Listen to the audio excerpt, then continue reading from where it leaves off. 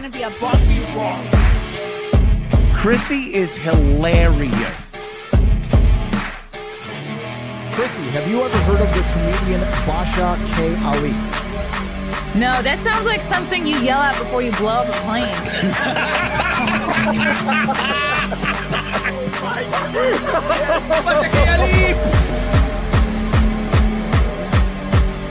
30 seconds remaining. But you know what good you say? I doubt it will stand up to something. I haven't been disrespectful to you at all. I was very confused by the title, Everything Everywhere All at Once, because that's also what we call it when Ash takes off his shirt.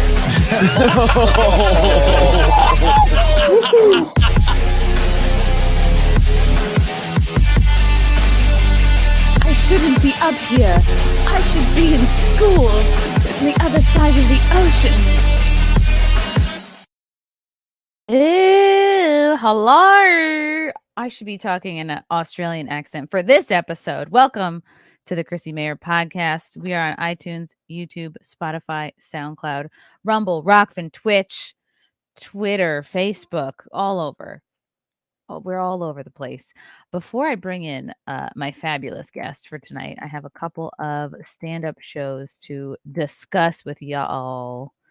I'm going to be in Minnesota in about 2 weeks. This is a big deal for me. I've never been to Minnesota. I am popping my Minnesota cherry in 2 weeks. Saturday, October 21st, I'll be headlining the Great River Bowl and Partners Pub in Sartell, Minnesota, with the great Lila Hart featuring for me and the lawyerly Nick Rekieta as a special guest. That you heard correct. Nick Rekieta will be doing comedy or attempting to be funny at this show. So you don't want to miss it if you are fans of any of us, or even if you're not fans. Buy a ticket, come, have a terrible time, and then blog about it, tweet about it. I need the promotion. Then I'll be back on Long Island at the end of October, the 27th and 28th at the Brokerage Comedy Club in Belmore. All my Long Island peeps, I better see you there.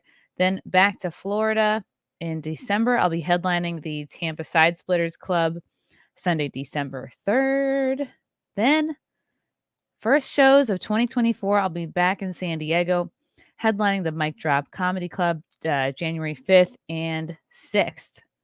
So check it out, guys. For tickets, go to chrissiemayr.com.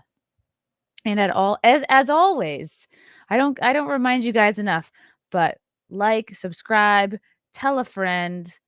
A lot of you are not subscribed, and I'm very bad at telling people to subscribe because it seems like too asky. But I have to get over that. So here I am asking. Okay. Our guest today, you may know him from a fellow co-host from Friday Night Tights. He is a Australian nerd. He's a swordsman. He's an author. He is many things. He's a father. He's a husband. He wears chain armor every time I see him. This man is never not wearing some sort of armor. Welcome to the show, Mr. Shad M. Brooks. Hello, hello. Hey, look, I was just told that you have to wear protection, so, you know. That's Well, I guess it hasn't worked too well since you have 5 kids. I do have 5 kids. Maybe I'm wearing the wrong type of protection. Or maybe your protection is not long enough, if you know what I mean. It doesn't go down enough. It's good to be here, Chrissie. It's good to be. This is such a long time coming. I feel like it was only yesterday when I was like first interviewing Az about like his journey into Friday Night Tights, and then shortly after that, I was asked to come on the show, and I feel like not long ago you were kind of a regular on Friday Night Tights, and then you were asked to be a regular on the show. I guess, how did Gary first find you, or how did you first come to know the show? Because I guess I've always wondered that. Well, I mean, this is a good time to ask. Yeah, I watched Gary for ages, and I was aware of his content for a good while, and we actually connected through EFAP, and so Mauler reached out to me after it was the Game of Thrones episode The Long Night in the last season, where the Siege of Winterfell was such a unbelievable disaster. And he wanted my thoughts from a medieval enthusiast perspective. And then I did a couple of episodes on EFAP pretty regularly, actually, more than a couple. And Gary was on there. We said hi. And so we had just kind of been in contact casually for ages. And it was like I'd never been on FNT, and I love the guys and got along well with Gary. And Gary's like, "Yeah, it's been wait. I can't believe I haven't had you on yet." So I came on, and then I came on again. And then when Rings of Power dropped, I came on and never left. Oh, And that's basically how yeah, that works. you were in your element with Rings of Power. I was very impressed. Oh, thanks. There was lots to say. We could just, yeah. How does one even become a medieval enthusiast? It's like, do you go to a Renaissance fair and then never leave? That's the vibe I'm getting from you. I don't hate it though, because every time I Oh, go to a wonderful. Renaissance fair, I do think of you. I remember we went last year and there was like a little sword tent, and I was like, I kind of wish I could see Shad here, commenting on which ones are like mislabeled, or I just think it's so fun and when you meet someone who is very particularly passionate about a very specific Very either specific. It's like, period or type mhm. of weapon. I I think mean, it starts with swords. I thought all swords were just absolutely phenomenal, and it snowballed from there. I mean, most guys generally like weapons, swords. They always think they're cool, and I just took it to an extreme degree, because I can be a little bit obsessive about things I like. But that's been mostly a benefit for me in my life, honestly, because I like to go deep into the subjects that I find interesting, and that expanded to the period, like with the time where swords were used and who used them and what culture kind of revolved around a situation that caused them to be used more often. And it grew out to just a massive, passionate love for, this kind of period. But it's funny. I don't consider myself a historian. Never have. I've always more been like I'm a weapons enthusiast. I like swords, castles, knights, and that's always been my focus. And so the area where I have most knowledge is actually on those subjects, castles in particular, of course, swords and all the types, their uses, functions, and things. And then I expand my interest into cultural things in terms of the medieval stuff, but not necessarily like dates and events and peoples and stuff, like individual peoples. I'm more interested in the culture, what it was like to live there, and what it was like to use the things, and you also use swords, and that's kind of that. Yeah, and craftsmanship, yeah, how things are made. yeah, yeah. Uh, not necessarily like a photographic memory of all particular dates. Then that's definitely getting into the autism territory, for sure. Well, What is a people would good definitely call me autistic, though. That's for sure. oh, sometimes it could be, used for good. Is They there a can. Renaissance fair or a medieval times in Australia? There's a couple actually. We have a Okay. really impressive one in Queensland called the Abbey Medieval Festival, and we do a good job. So I went to UK recently, and I went to a medieval fair there. And admittedly, it wasn't the biggest one. They have huge reenactment events, but this medieval fair, they were doing their best, but it was only a third the size of the one we have in Australia. And the reenactment groups we have over here, oh my gosh, they do a really good job. They are dedicated, serious about reflecting the period accurately, and as a result, the big festivals we have over here are really awesome, and you get to really experience some of that history when you go there.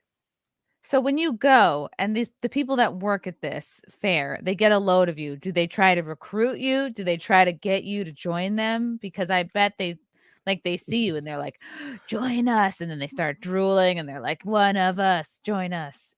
It's different because it's different between different festivals, and when I go to a medieval festival, that's really where I'm in my element. And if there's any type of event you can go to where it's likely I'm going to see some of my core audience or run into people who watch my content, it's there. And so if there's any time ever where I ever feel like a celebrity, it's at these festivals. And no joke, like I need a space out time to just walk from one end of the festival to the other, because so many people want to stop and say hi, which is brilliant, and I love that, and they want to take photos. But sometimes it takes half an hour to an hour just to get from one point of the festival to another, because that's where it happens. But there are some like festival organizers that aren't aware of what YouTube really is just yet and what an influencer kind of means. And so the festival I went to in the UK, they didn't really understand what that was. And I did a meet and greet there, and we had like over 150 people show up, and it's this smaller festival, and their eyes were just like, they were not prepared for the Wow. results, and they were very keen to, come on back next year, basically. You're sword famous. Yeah, I wonder, it's like mini, and it's a B grade fame or C, but honestly, it's one of the better types because you don't get swamped when you just go out, but only when you go to these cool events, that's where you're kind of in your element. so you get recognized mostly for YouTube. It's not like somebody sees your outfit and goes, "Oh, okay, you must be really into, this culture and swords and whatnot." Yeah. I mean, the outfit makes me stand out more. When I wear the red brigandine, people notice me twice as much as when I'm wearing regular clothes. What's a brigandine? Is that like your cape? Brigandine? It's a type of armor. It's a Brigandine, I hardly knew her. Oh my God. It's just so funny because I'm so used to these terms that they some of them are very foreign. They're like, what the hell is that? Actually, I think that's what I'm wearing. So what the red thing, and even in your thumbnail, I think I'm wearing the brigandine. Brigandine. Yeah, that's cute. chest bit of armor I wear. So if people are unfamiliar with your content, how would you summarize that? What would be your Swords. elevator pitch? Just swords? Swords. I like swords. What was your first sword? Oh gosh, that's going back. I made them. I would make them out of wood obsessively, and then I would try and make them out of like bits of kind of scrap metal. So in Australia, we have this thing called bracing strips, and they're metal, and I would fold them and then beat them into a sword shape and add a handle to them. One of the first swords I ever got, I think I still own, was a gift actually. Oh look, we're all wearing brigandines, and that was the gag. Brigandines. Does brigandines? I'm obsessed with the brigandine. Does the brigandine only come in red? No, they actually come in many colors. There's a misconception that people think the medieval people didn't like color, and you see all modern Hollywood stuff. It's all like browns, grays, dark, and everything. When actual you fact, do see a lot of that. I was like, do people just love their neutral tones, or they were just dreary? It's actually quite the opposite, especially when you look at medieval art. Color was a bit of a sign of wealth if you could afford the dyes and the cloth and things. And so the knights, and especially in their homes and what they wore, they loved displaying a lot of color. And so that actually, that brigandines was a fabric with metal plates underneath. But even when they wore like the heavy metal kind of full plate armor and things, they would wear these kind of brocaded coats over top, which had like patterns and bright colors, and there was multiple different types, and so very, very cool stuff. And does the brigandine protect you from a sword, or it just? Oh yeah, it's a metal, it's actual metal plate armor, and so that like a proper one. Oh wow, it looks soft, but I guess it's hard underneath. Okay. Well, wow. I have a fake one that I can wear easier, and a metal one, and they look identical, and you can't tell the difference. And so I've one that's foam underneath and one that's metal. And so looking at like the two guys there, can you tell which one is metal and which one is foam? Ooh, okay. I think the bald guy that looks like just cloth. Well, yeah, he's not wearing. That's a Gambison. He's not even softer. wearing a thing. But the two red, oh my God, he's vulnerable right now. Okay, so I think the guy with the darker, the guy that's not you and not the bald guy, I think he's got more of a plate underneath because he looks like a bit stiffer. Yes, he's wearing the metal one. I'm wearing the foam one. Oh wow! Yeah, but I wouldn't have been able to tell unless you had asked me, like that. There's like to tell the difference. Okay, wow. Did you just okay? And who are these two fellows with you? They're my co-hosts on Shadiversity. So it's Tyrant and Nate. Brilliant guys. We have a heck of a lot of fun together, and it's kind of been like something we've been expanded in Shadiversity, because I was a one-man show for a very long time. But it's been brilliant having them on board, and we hope to keep going with it. How did you meet these guys? Well, Tyrant was a job application, but Nate was making other YouTube content and so I A had job that you put connected out with- job. You were like, you actually were going through resumes. Yeah, and Oh it was wow. a job application mainly for Night's Watch and editing, and part of the application we asked them to review The Last Jedi as a kind of a litmus test on where they could figure out in terms of if a media was good or not, and if they like The Last Jedi, they probably weren't going to get hired. Yeah, it's a good way to filter through. Okay, and actually I wasn't planning on going in this direction, but since we are on the topic of swordsmanship and swords technique, this is a kind of a fellow viral swordsman of sorts here. I want to play this lightsaber duel, and I want your thoughts on his sword technique. This is a Right. very famous guy, and I hope maybe some of the viewers might also recognize this gentleman. Yeah, I know. Oh, you're calling away, jackass!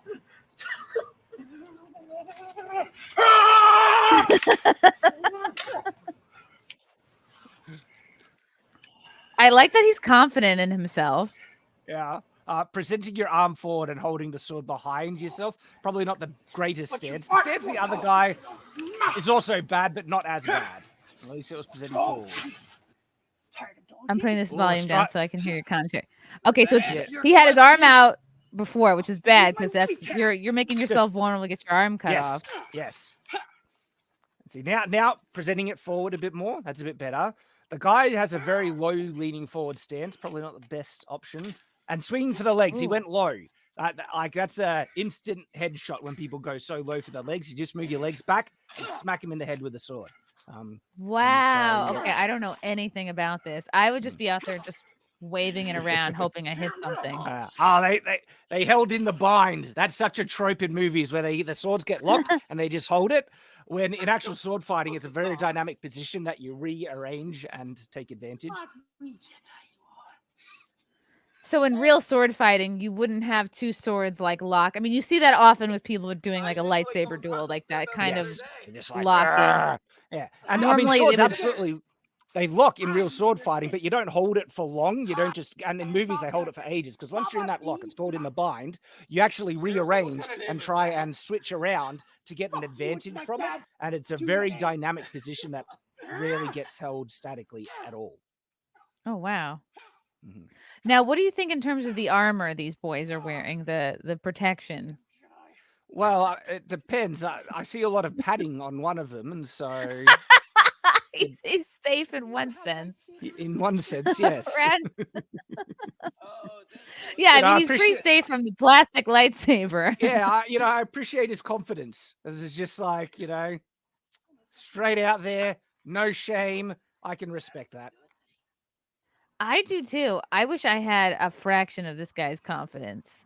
He's out here with no neck, just Yeah. crushing life. What's endearing about this is that they're just two nerds having fun. Yeah. And I think that's brilliant. And so, like, I don't think they are trying somewhat to pose and pretend like they're using proper sword skill. And I appreciate that they're trying, but but they're mainly just having fun. Yeah, and their shit talking seems somewhat medieval. I can't help but notice that's Airsoft Fatty on the right there. His feet are sort of slowly crawling out of the top of his sandals, and I'm just so distracted by that. It's hard for me to see anything else. But the lawn looks nice. This guy looks like a good friend. Why the Lord? Why have this? I'm trying to be positive. That's a really nice garden there. Like somebody's mowed this lawn this week. Weather's not bad. All right, see what it's doing there, holding out his hand like that. That's just an invitation for it to get cut off. Oh, how he was holding it back like this, like with Yes, both like hands. this. Yeah. Yeah. Because you're gonna get sliced in the front. Well, yeah, especially if you have a like your opponent has a sword pointing forward, you just easily, it's called sniping, and you just do a quick cut right to the hand, and they can really mess people up. Actually, take off fingers. See, a couple years ago, I saw a Groupon class for like intro to swords, and I'm really regretting not taking it because I'm very intrigued by It's it now. heaps of fun, and a lot of guys when they see a girl, handling a sword, that gets their attention. They Uh, they hope that it's them. They imagine a different kind of sword. I mean, it's the old trope, like this whole, modern notion that guys don't like, female action heroes is such nonsense. It's always been a turn on for guys. Like look at classic Lara Croft and everything like that. I mean, guys usually like weapons. Guys usually like hot girls. Put them together, it's a winning combination. Yeah, if you're in good shape. Classic Leia, I mean, she was just a natural ass kicker. Oh wait, I'm getting shit for turning off the video too soon because the best part is coming up. Hold on, everyone. This very falls over. This best part is coming. You haven't been knighted, not since your master died to my blade. The spine holding it for so long. Wars of attrition. I should take a drink every time he picks his wedgie. Battle out, just like the old days of the Sith army. Anger is not the way of the Jedi. Oh, his shield came off. Okay. Oh no. Oh, you good, bro? Ouch. I hope you got that. Oh my god, he fell on top of that old vacuum. That's gotta hurt. He wasn't paying attention to his surroundings. It's, Yeah. a fatal mistake right there. That's rule 1 of sorting. But yeah, guys have always liked I mean, that's the thing is the term girl boss has really it's a perfect it's done for it's like the term Karen became so apt and such a good descriptor of the type of woman that's going to just like ruin your fun. Can I speak to the manager? Be a customer service nightmare. And I feel like girl boss, it's like, yeah, we have enjoyed for decades women that are just naturally strong, capable, ass kickers, but we weren't calling them girl bosses. They were just good characters. And now this term girl boss, everyone knows immediately what that means. It's a Mary Sue. It's someone who's unqualified. It's someone who lacks any type of character arc, hasn't earned their skills or their respect. And I was thinking about it recently, actually, why so many modern, media girl bosses are despised when guys inherently actually really like hot action, girls and stuff like that. And there are multiple answers that I think are quite valid. One, it's all about execution, fundamentally. And in terms of like action and stuff like that, if you look at these classics, rarely ever did the girl bosses try and intimidate the people they're fighting the same way that men would usually try, like a big solid stare down, walking up, sizing up on someone or something like that. In actual fact, if you look at a lot of these classic girl bosses, they usually, like actual action heroes and stuff, they usually use their femininity as a distraction and to put their opponents into a false sense that they don't take them seriously. And so they might actually lean into it and pretend that they're a bit girly. And then the guy's like I could, the people they're fighting is like, I'm not taking you seriously. And then they kick the absolute crap out of them and subvert their kind of expectations in that way. And one of the only like more recent properties that have done this well, where they lean into this juxtaposition of femininity plus insane action combat ability, is Alita Battle Angel, where she is this cute, adorable, naive kind of character persona who is also insanely tough, and those are the things you marry well. Guys, they don't respond, in a dear, they don't get attached to girls who go out of their way to act like men. And because shock horror, guys aren't most guys aren't attracted to men. Of course, there's exceptions, but guys are attracted to women, and so when women act like women, look at the results. And so there's all these action females, and Ahsoka is a perfect modern example where they have Sabine in her intro doing this whole girl boss moment, and it comes off really try hard because it feels like she's just trying to act like a dude, and it's like, and there's such an intriguing kind of application of the female action hero that when applied, they can do it in a way that guys can't do. Guys can't pull off, cute, innocent, and kick-ass at the same moment. Your right? feminine wiles. Exactly. What guys can do is marry intimidation and an imposing kind of stature with kick-assness and everything, and that's what they do really well. And so, the fact that so many female action heroes are trying to copy the way that male action heroes have usually been presented and behave and everything is just causing them to fall so flat and come off as really like unrealistic, unlikable. And what's sad is because they have this kind of presentation or application of the female action hero tribe that guys can't do nearly as well. It's like women have a problem in being intimidating. Right, you would come off gay if you were trying. Yes. If you were trying to like show a little leg and then be like, "Whoop! I've distracted you." Exactly, like, exactly. That's gay.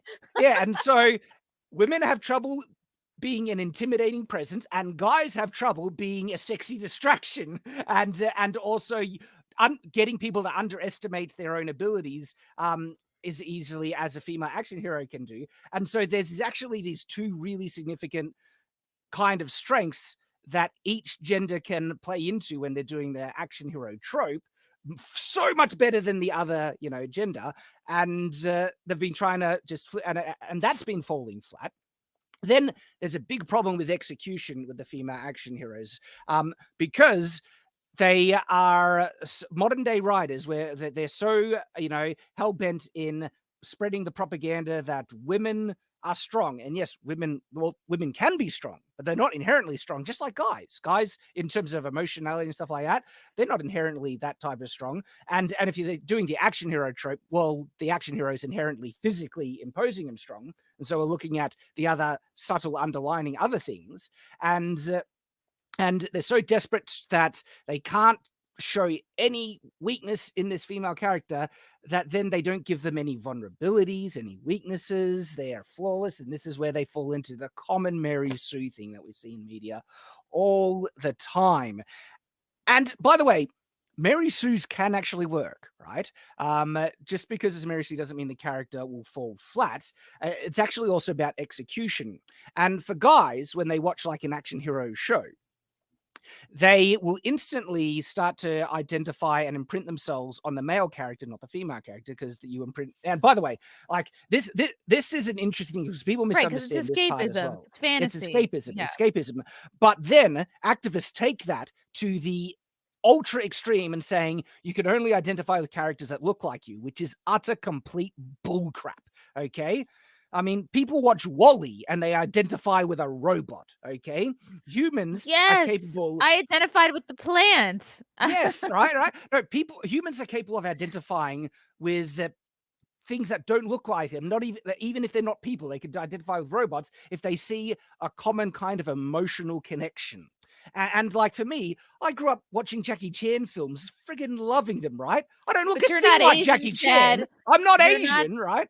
You're not Asian enough to appreciate him. That sounds like some kind of appropriation there.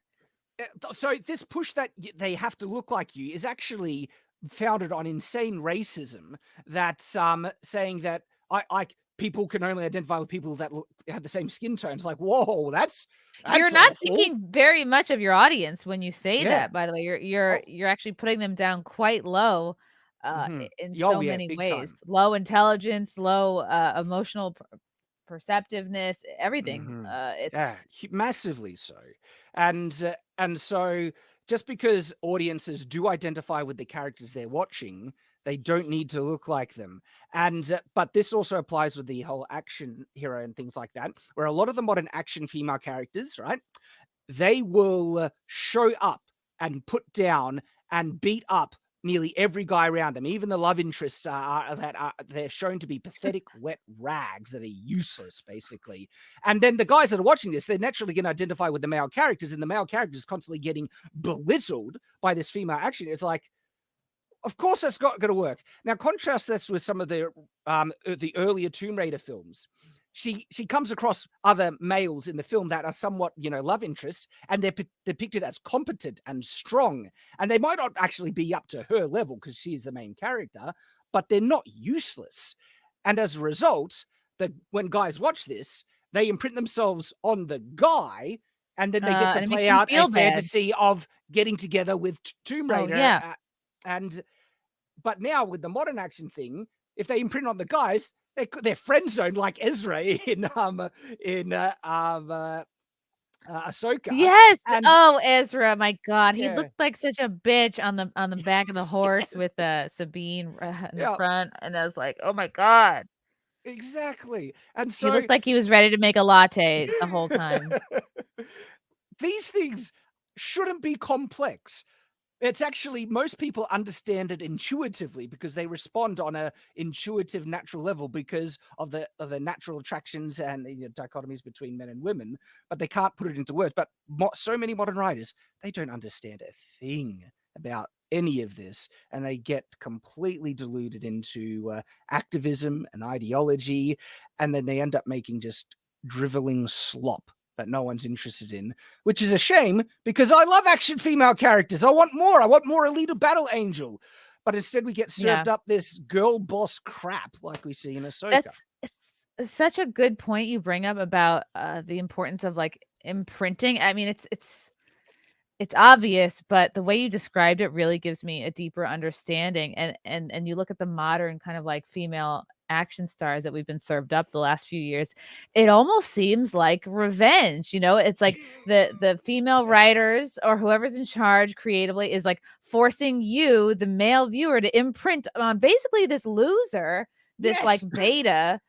And all the while, this woman who doesn't have the skills, shouldn't be winning, shouldn't be crushing it, watching them crush it, watching them kick ass. And it's like, well, they haven't done the training, they haven't earned it. It doesn't matter. The point is, you suck. Yes. And I think it also affects a lot of female viewers imprinting on these girl boss characters, because the reality is a lot of women, they still want a good, strong, competent man in their life. And then if you see these characters that they're going to supposedly... And they think admitting that fact of life, that fact of biology that has been a thing for hundreds of thousands, billions of years.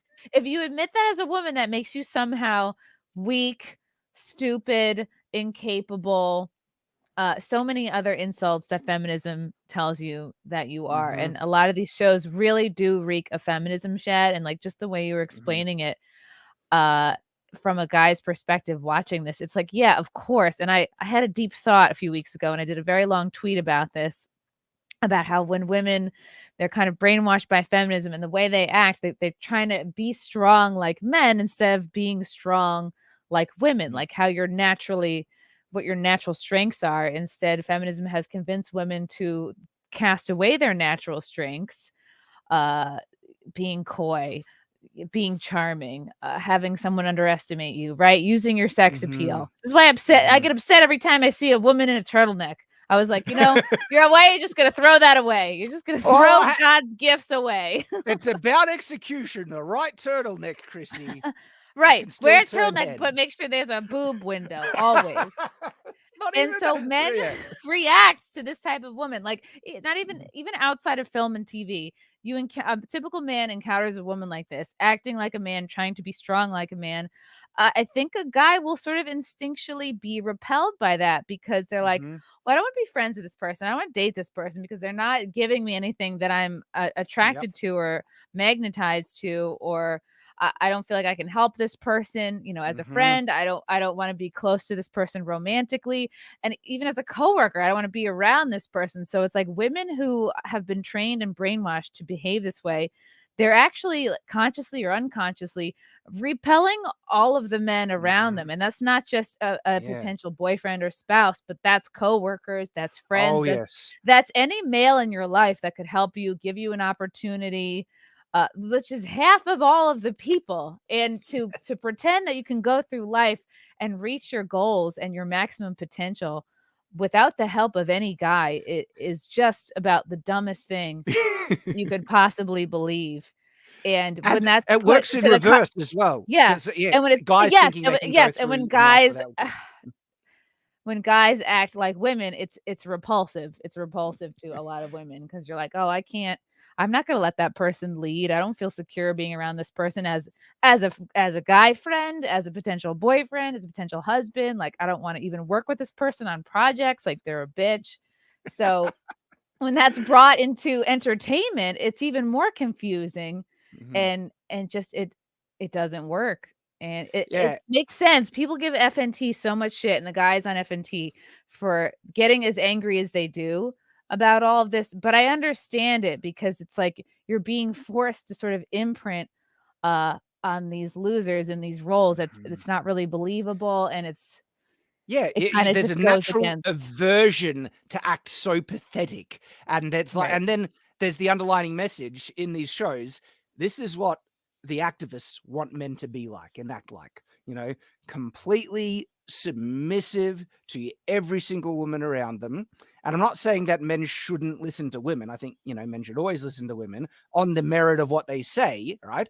But the show is depicting them as pathetic, weak, cucked, basically, wet rags. And you dropped some really significant truth bombs right there. And I want to point out one that stood out to me is about the fact that people inherently want to feel needed. Okay. And the feeling of being needed by someone else is an incredibly empowering and motivating thing, because someone will only need you if they have confidence in you and they believe that you can help them, that you are worthwhile, that you have worth. And that's such a motivating thing when someone else believes you have worth. That makes you feel better about yourself. This is why fatherhood is so damn important for guys, because there's no greater feeling of that trust than in your own child, and Aw. how much that child needs you. It is something that actually really touches my heart, and most fathers understand this, because guys, also girls, right? We want to feel needed. And that trust that children have and the need that children have for their parents is the ultimate culmination of that. And if you want to feel better about yourself and to build yourself as an individual, that's one of the most powerful and ennobling aspects of it. But even if we were to take it down to just interacting with other people, right? Guys, they usually not only don't have a problem with lifting something heavy for a woman or opening that jar and everything. We don't have a problem. We like doing that. It makes us feel good about ourselves because we like helping other And people. then I get to say, "Well, I loosened it for you." Yeah. That pickle jar. There's such an important truth there that so many people are missing. And it goes both ways. Women want to feel needed as well, but to try and make them, present themselves as being needed by fulfilling the capacities that men not only like to do often, but usually can do it better because men are bigger and stronger and everything like that. You're just kind of saying that you don't need men, and that's just going to make them feel resentful, and it's going to lead to really, really bad things. But the way that women can help men and just society, there are natural ways that they can do so much better than men, that men, they're going to get the exact same fulfillment by feeling needed, by doing those things, because Mhm. guys want women to, help them out in life. It's how we build society, by working together. Yeah, you guys don't know, when towels need to get washed. You guys are bad at figuring out when vacuuming needs to happen.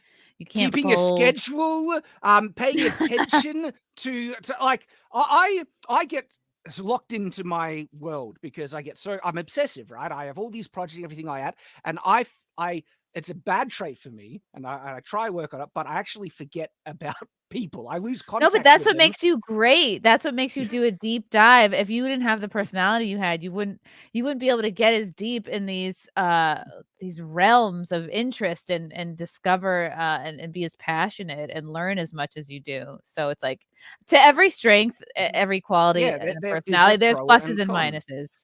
Yeah. But it's my wife that she has such an amazing strength in remembering people and what's going on in their lives, maintaining connections, Birthdays. and but like birthdays are the big one. I always bloody forget birthdays. She's like, "Hey, it's your dad's birthday." Like, "Oh crap, it is." And once I remember, I'm like, "Yeah, I gotta call my dad." But I forget those things. But my wife naturally just remembers it all the time, and so often in our life together, she is aware of things that completely straight. And I rely on her desperately on so many things that I would not have been able to build and achieve half of what I have without her, because it's a joint team effort, and I need her and she needs me, and that's how it's supposed to work. That's exactly how I feel about my husband, and sometimes I wonder, like, God, I really hope I'm helping him as much as he's helping me, like, I just hope that it's, like, he's getting as much out of it, like, because he's just kind of, like, more stoic and quiet and, like but just all the things that I'm not, a natural leader, take charge, very blunt, very honest, and he's the one that, Sorry, like, keeps I, he's the one that I keeps me in a schedule, and I'm, like, uh, ADD and, messy. Hopefully I have strengths, but, of yeah, he course you definitely do, keeps but me in line. you touched on something, an experience I had recently about willing to confront and stuff, because my wife is she is so non-confrontational, and she like can't stand having the public eye on her. She Mhm. is well known for never wanting to appear in any videos at all, ever, social media and things, and I understand it completely, and I love her for it. But like we had an experience just the other day where we wanted to take the kids out for a family activity, and there was a kind of a family activity center we hadn't gone to yet. And at the same day, a bakery we liked was doing really special, awesome pizzas. And so we went and bought those pizzas, and we took them to this family center, and we sat down, and the manager approaches and says, "Oh, you're not allowed to bring food into our facilities. You have to buy the food here." And my wife was like, "Can you talk to my husband about it?" And so He when he came pretends to to speak me, Spanish. yeah, when he came to me, I would not have a friggin' bar of it. I was about to buy drinks, and I was like, "Hang on, yeah, we're here, right?" And so we brought, but well, I'm about to spend money at your establishment, and you're going to get business from me being here, and you're legitimately trying to tell me to go away, and you're Wow. not going to get the business? Are you that dumb?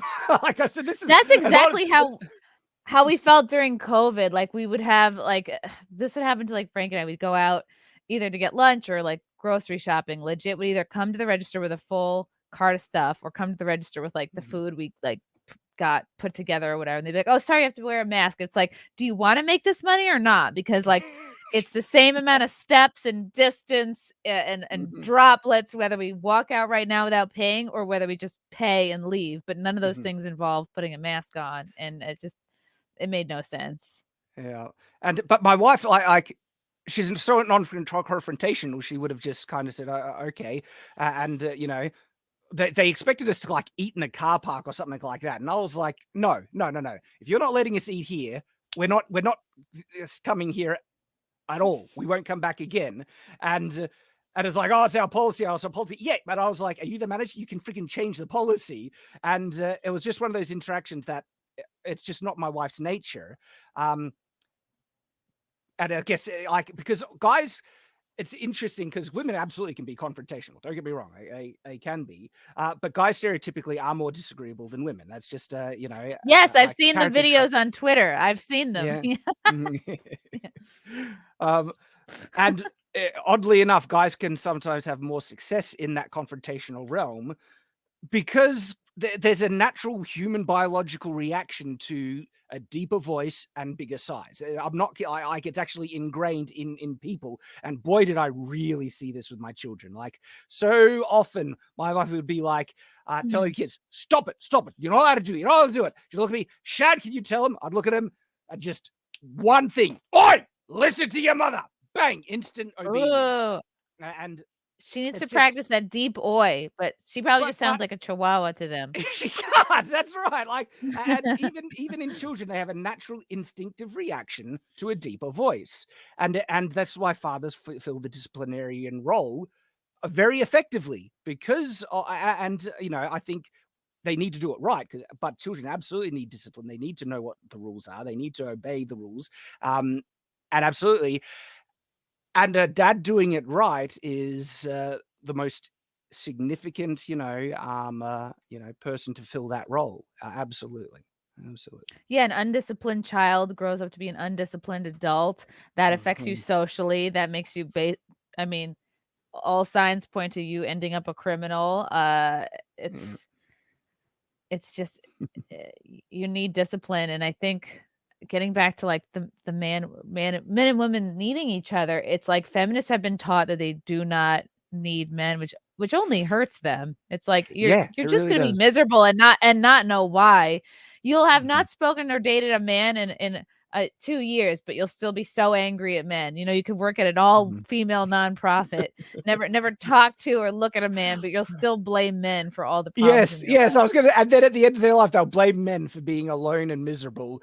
I was like, and look, I want to be fair and balanced. There's a lot of, guys that go too far in the opposite direction and blame women for so many things. And we're seeing a lot of that even in the current discourse around marriage and things where women are causing all these problems. It's like, instead of framing this in an us versus them, male versus female, how about there are bad people in the world, all right? And we call out the bad behavior and just say, men and women, we should work together, and that's what we need to get along and build society to be most successful and things. Because the whole framing of the us versus them narrative it leads to division and disaster. What do you make of feminism has been going strong for decades, and just with this last fourth wave, I guess, really last 20 years, pretty strong. But it seems just in the last maybe couple of years, we talk about like the guys and girls sort of in this red pill community that a lot of them are on YouTube, and there has just been a very aggressive anti-marriage stance coming out a lot of these folks. And sometimes I'm like, is this getting traction? Are guys really falling for this, or am I just in a little bit of a YouTube bubble here and I just listen to a lot of the same people? So I understand the plight of what young guys are facing more than young women, because I'm a guy. I can inherently understand that mindset and difficulties. But I also see so many difficulties that both young men and young women are facing in finding the right person, because society has become such truly a toxic place that has been trying to it's almost like brainwashing them into this idea of being victims. And by the way, that's a lot of the core is like feeling victimized. Both the women who criticize men and the men who criticize women are getting drowned and deluded into this victim narrative that everything is against them. I think guys are copying it quite severely. They're constantly demonized, and you see feminism promoted vastly more than any men's rights activists and stuff. And so if I was to just say which side seems to be copying it more, I would feel like it's young men. But it's not to say that young women aren't facing any problems or anything like that. But my reaction to this whole attack and negativity towards the concept of marriage now from the red pill crowd and stuff, it feels like they're giving feminists exactly what they want. It's like you're conceding victory to the enemy, people who hate you, who wanted to destroy your potential for happiness for so long. And it's like they're giving into it. And they try and say that, well, I don't need women and I'm going to be just as happy in my life without them. And it's like, guys, I'm not saying you can't find contentment and even joy. Like, I love video games as much as the next guy, but that is a shadow in comparison to the fulfillment, purpose, and joy you can get out of your life when you build a life with someone you love, like genuinely, and have children. Okay. And if you understood the potential that's there for such incredible happiness, I think they would truly Mm. resent, and have a deep seething hatred for the people that are convincing them to focus or work towards something else. If they could just understand what they're really missing out on in this. But that's the thing. It's hard to try and show them what they're missing out on. And then there's a lot of guys who actually acknowledge that, no, I get it, that there is so much happiness. I wish I could get it. But the tragic thing is they don't believe it's possible for them to achieve it in the current day. And Yeah. that's heartbreaking. Because to me, that's a self-fulfilling prophecy. That means if you don't believe you can achieve it, of course you won't. And I'm not saying it isn't hard. In fact, I think it's harder than it's probably ever been, which means you have to approach it with more intent, with more effort to achieve it. But it's still absolutely possible, because I see comments of these, like, genuinely, like, girls who have their heads screwed on straight. They even, like, not many watch my content, but they appear and they are saying, I wish I could find a good guy. And I'm seeing all these guys that are trying to build their lives, and they're saying, I wish I could find a good girl. And I was like, they exist. Like, They're go there. into the comments of my videos. They're there. Even at the Friday Night Tights meetup in London. Right. There How was, was that? I felt that was such so good. FOMO. That was brilliant, right? There were 2 young girls who came up and said hi to me. And there was a couple of other girls who were in partnerships, and they were there with their significant others, and they were awesome. But 2 young girls stood out to me because they were there, they were on their own, and they were cute. They And were if there they're for at the dick. F&T meetup, where do you think their heads Gee, kind of are we sits? guys at this thing? Yeah, it's Like, very to smart me, of them. as a young single guy, just the fact that they were there is like, Ugh, you're it's seeing a qualifier. It's like a unicorn. yeah, You have an yeah. opportunity right there. The sad thing is that so many of the guys, they didn't recognize the opportunity because they're not actively looking for it. And then And they they don't also, a yeah, lot of the they guys, don't see the women at the meetup and go, Mhm, "This girl already has probably, like, 4 of the qualities that you're looking mhm. for," just by And them being then there. the other side, they didn't have the confidence to go up and strike a conversation, because the world is becoming so like insulated online, where the simple skill of talking to people is becoming less and less developed, and that's a Right, big problem as not well. every conversation has to end, with a penis and a vagina. Like, you can just you can you can just Yes, practice talking to a yes. friend, to a person. That, like, to me, that should be their focus. Like, you see, even like, so you see a girl that you need to go out into the world, okay? Yet there are some, success stories about online dating. They're the exception, okay? And more often than not, the type of people that seek online dating don't, it's usually a vanity thing. See how many interactions and likes or dates that they are, and stuff like that. And just, those are warning signs right there that, guys, you don't want to, pursue a woman who is narcissistic and vain and wants attention online and things like that. You want to, you want someone, just in a relationship, you want someone who's going to put the other person before themselves, just like you need to put your future partner before yourself. That's how you have a successful relationship. I'm not saying there aren't exceptions to this. The general kind of warning signs are there, though. And getting out into the world is one of the best ways that you can do this. And then the end goal, if you see someone, even if they're cute, and you have all these wonderful, far off, hopes and dreams that maybe they could be the one and everything, I think you need to reel it back in and restructure what the success of this is going to be. The success is just you going up and talking to them. You don't need to ask them out. Right. Just go up and talk to them, say hi, wherever that it does, even if it leads nowhere. That is a resounding success. Good on you for doing it. Keep up it. Keep doing that. And that's the first steps that they should focus on. Right, because then you're not frozen, like, get to a point where you're not scared to go up and talk to somebody, okay. Then get to a point where you're not scared to maybe, like, tell a joke or have some banter, okay. And then maybe you're not scared to, like, ask for a phone number, but it's like, if you don't work on that first step, you're just gonna be frozen and Mhm. and think you're not good enough. Mhm. and that's just some of the things that's kind of been on my mind in regards to it all, and there's even more. And so all we could do is kind of encourage and share that. Like, I believe that there's still So at good the guys in meetup, this world. were you like pointing to the girls and then like pointing to the guys and you're like, I mean, I really trying to wanted help to, them but out? I was like, the meetup was amazing and it was intense, like a constant flow, an unbroken flow of people. I literally didn't get to move anywhere from the It's beginning to the exhausting, end of the right? meetup. Yeah, like I was wearing my armor and I was completely knackered, like so exhausted by the end. But like, because there were guys that like they come into it and they even express that they're having trouble with the things. I'm thinking like, I couldn't see her, and there's too many people, and but there were guys that I think like I met there that they like. If you're looking for someone, there's like these two girls right over there. You should go and say hi. And I think the girls even were going out of their way to attend the front end meetup to potentially have a guy Yes, approach and say hi. that's why they're there.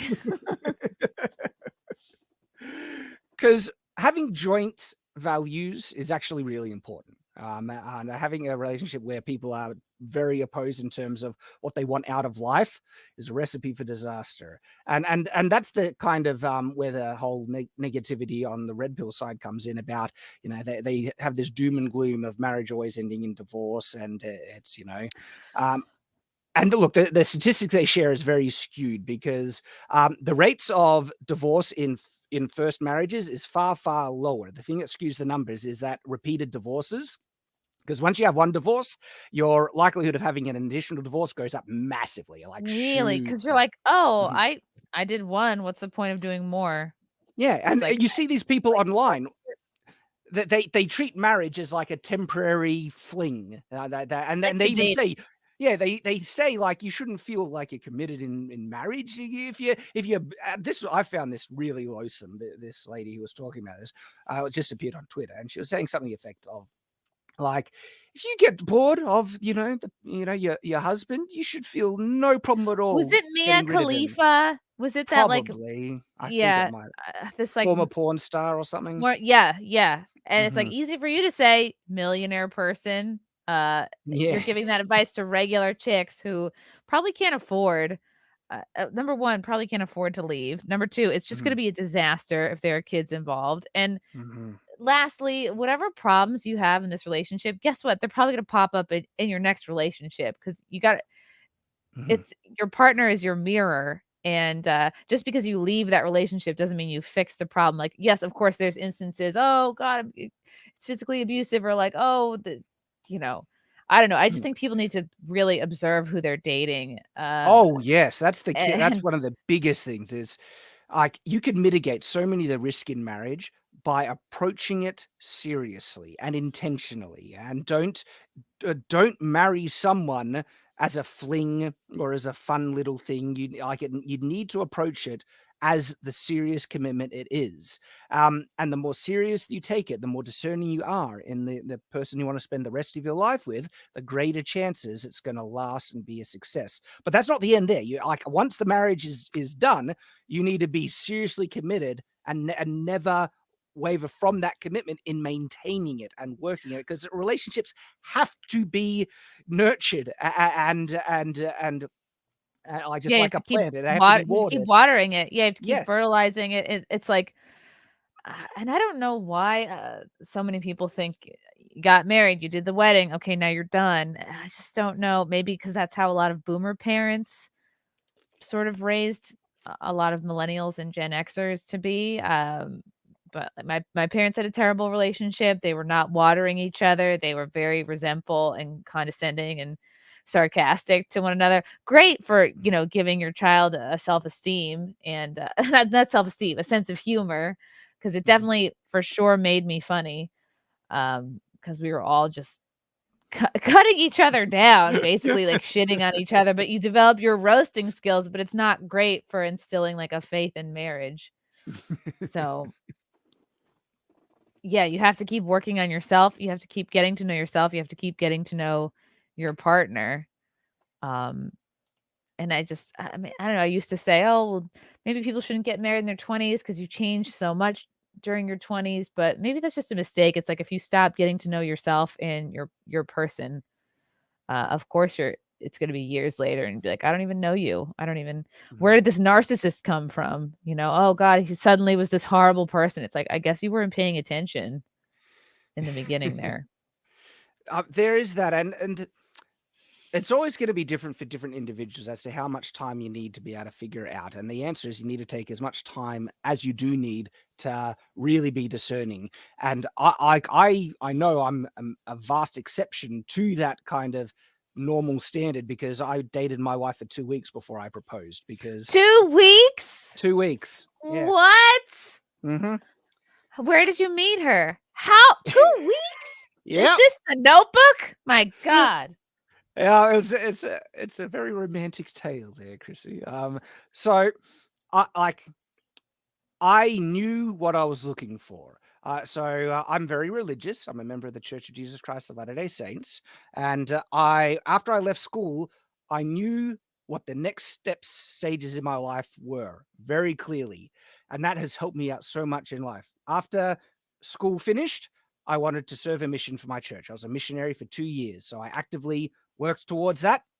And Did you travel for that? Like, did you go out of the country for that? No, I stayed in Australia, but I went to Okay. Sydney, in the whole Sydney, New South Wales area, all the way around there. And I cannot emphasize enough how beneficial that was for my life, both spiritually, but also mentally. Because guys, this is like normal psychology that people don't really kind of remember in the modern day. Guys mature at a later stage to girls. In actual fact, because of that, guys usually need some type of kick up their ass to get them to wake up and take life a bit more seriously and stuff. And for so long, society's kind of naturally understood this, where young boys would have kind of like a coming of age trial in their tribes and society, and would go out and do something, military service or Yeah, they just stand or on one getting, leg yeah, exactly. overnight on a stick somewhere. Yeah. But even just getting kicked out of home and having to get a job and look after themselves, even as something was that. But for me, like being a missionary, leaving home, being on my own, everything, that was that and more. And it has been so massively beneficial because, I mean, it prepared me for life. If you think, you need a thick skin on the internet, you should try missionary service and the abuse your cop, trying to proselyte and teach people about Jesus Christ. Yeah, that helped me develop a thick skin, but that has benefited me massively handling, the internet and being online and stuff, and so many things. That it developed confidence in approaching people, because that was the whole thing for 2 years. And so I came back from missionary service. I'd just been approaching strangers for 2 years, trying to talk to them about religion. Holy crap, seeing a cute girl that I'm interested in, that's not a problem. I'll go up and say hi. And so, yeah, there was so many benefits I got from doing that. Wow. And then, but when I came back, that's when it's like, my next goal is not career. It's to get married. That's exactly what I'm working on. But because I had those clear goals before missionary service, that wasn't the time when I was going to get married. And so I purposely avoided any girl who was interested in me before that time, because I wasn't interested. Well, I didn't want to get involved in anything. The timing wasn't right. Exactly. I wanted to focus on my missionary service before getting into a relationship with a girl. And so I came back. That was my goal, right? And because I went through this and I understood who I was to a much deeper level, and also what I wanted out of life, I had a very clear understanding of the type of person I would need to live happily for the rest of my life with. In fact, there were just 4 simple but very clear character traits that I was looking for. And one, I wanted to be physically attractive. They need to be good looking. Okay. And guys, that's racist. No. This can go in 2 extremes. I've seen guys where they're looking for the supermodel, right? And girls who are in the highest kind of scale of attractiveness, right? They usually at pick of the litter. And I've met some charming, wonderful, people who are also extremely pretty. I'm not saying this is a universal that you can't be a good person, be pretty, but there is a challenge that I've seen with really pretty girls, and they get lots of attention and they get the halo effect and stuff like that. It can be difficult for them to avoid narcissism. And that's where the whole mean pretty girl thing, and there was nearly all the most pretty girls in high school, for me, in my experience, were just awful people. And whenever I looked at them, I would have a feeling of repulsion, even though they were the prettiest girls in school, because they were just awful people, and I couldn't stand them. And so guys naturally will gravitate towards, pretty girls, and they need to kind of break that and actually say, "Don't look. You should absolutely look for someone you're attracted to, But have a don't couple blow drinks first. Well, Yeah. kind of. It's like, Loosen don't your blow this out of standards. proportion, right? You do need to have realistic standards. But the other side to this is that there are a lot of guys that actually, they understand this instinctively, where they know that, they can separate the Hollywood models to the normal kind of girls that they see in their everyday life. And they understand that, hey, I'm not a 10 out of 10. I'm probably whatever, like a 6, and they understand. So look, my base level is like a 6. I think I could try and look for someone who is as fit or as attractive as I am. If I get higher than that, bonus, it's a win. But most guys also kind of understand that as well. So it's 2 different extremes. But yeah, it's important. You need to be attracted to the person you're interested in. The next big thing is they needed to have common values. And so the big thing for me is that they needed to approach my faith and religion as seriously as I did, because this is something that is so crucial in my life and how I want to raise my kids. That was massively important. So that was the second one. The third one was they needed to be as smart as me. I went out with girls, right? Well, I'm out. Oh, Chrissie, you're clearly smarter. The thing is, right, is not like the purpose of dating. It was dating that actually really helped me figure out these things, because I came back to the mission field and I did have a lot of confidence. Approaching people wasn't an issue. The church has a lot of programs that are structured to actually get young people interacting. And they have a program called Young Single Adults, where they have activities and dances and also just like, they're called firesides, which is like a spiritual gospel kind of meetings where they're dedicated to young single adults. Yeah, like tremendously wholesome. And it's where all the young single people in my faith would congregate at least weekly. And that was massively. And so I'd go to those, see a pretty girl, and already there's possibility that they're going to be close to some of the things I was looking for. And but then, so confidence, asking about wasn't easy. And the church has cultivated a good, healthy dating culture where dating it shouldn't be considered about hooking up. Dating is just having a fun time with someone of the opposite sex, and they actually like, these are how you have good fun dates. And they were massively fun, where you just go to mini golf or something like that, like just fun activities, and you just ask a girl out and you do something wholesome. I took there's like a fun science works thing here in Melbourne, which just have like fun interactive activities, and I took a girl to that.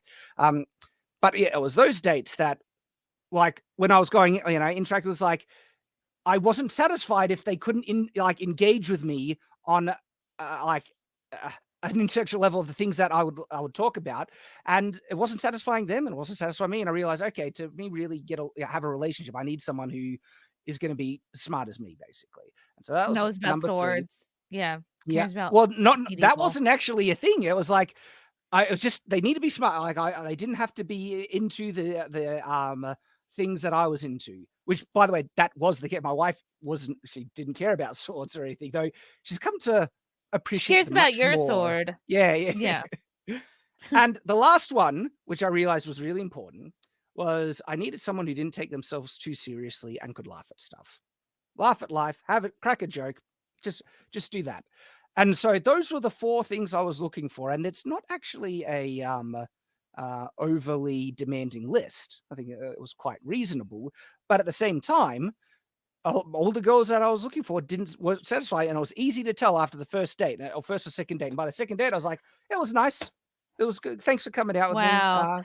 We'll see you that's again later. what so many people do. They get hung up. They go, wow, they're really cute. Or like, oh, they're really fun in bed. And then they let the one strong component overshadow what they're lacking, or maybe you're just like, well, this one aspect is so good, I'm just going to pretend that the things that are missing are not as big a deal.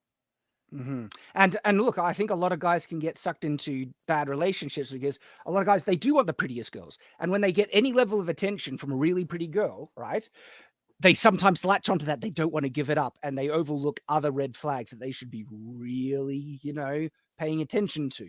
And that's the whole thing about compromising, is like you need to prioritize all these other important things before attractiveness. Attractiveness is there, it's important, but it's actually becomes one of the lesser important things when you want to live your life with someone.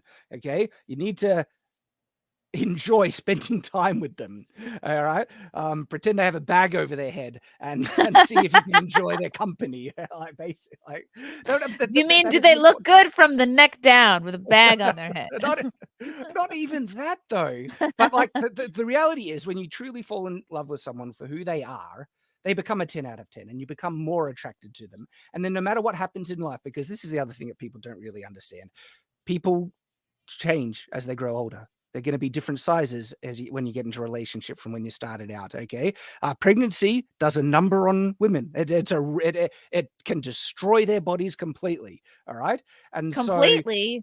Well, in certain cases, sometimes, like, holy crap, like the stomach muscles need to separate to the side so the changes that happen, it's worth it, by the way, Chris. I don't want to scare you away. Easy for you to say. You didn't push it out.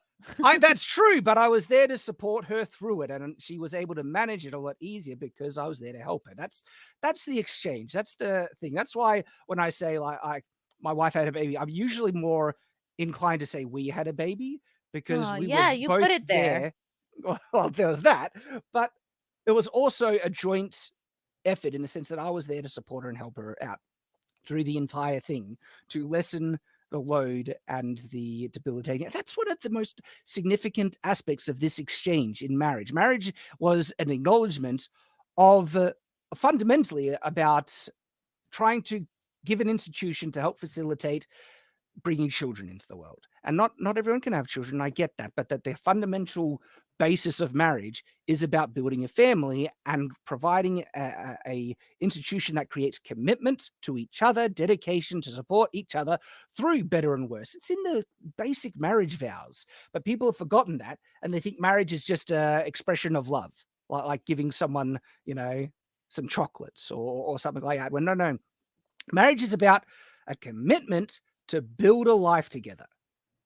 And fundamental to that, even though there are exceptions, is having children, building and which is why I love this response, this tweet that you did here. It was a response to, one of Pearl tweets, and everyone knows she's very much against marriage. And I just love your take here. The importance of marriage must not be denigrated regardless of the laws and behavior that serve to undermine it. Marriage as a concept isn't broken. People in society are broken. Broken people will find it very hard to make a marriage work, but regardless, when marriage is done right, it's still the most important union in society and the greatest source outside of Christ for purpose, fulfillment, and happiness for both men and women. So no, we shouldn't encourage men and women to just marry. Marriage, when done wrong, can lead to heartache and disaster.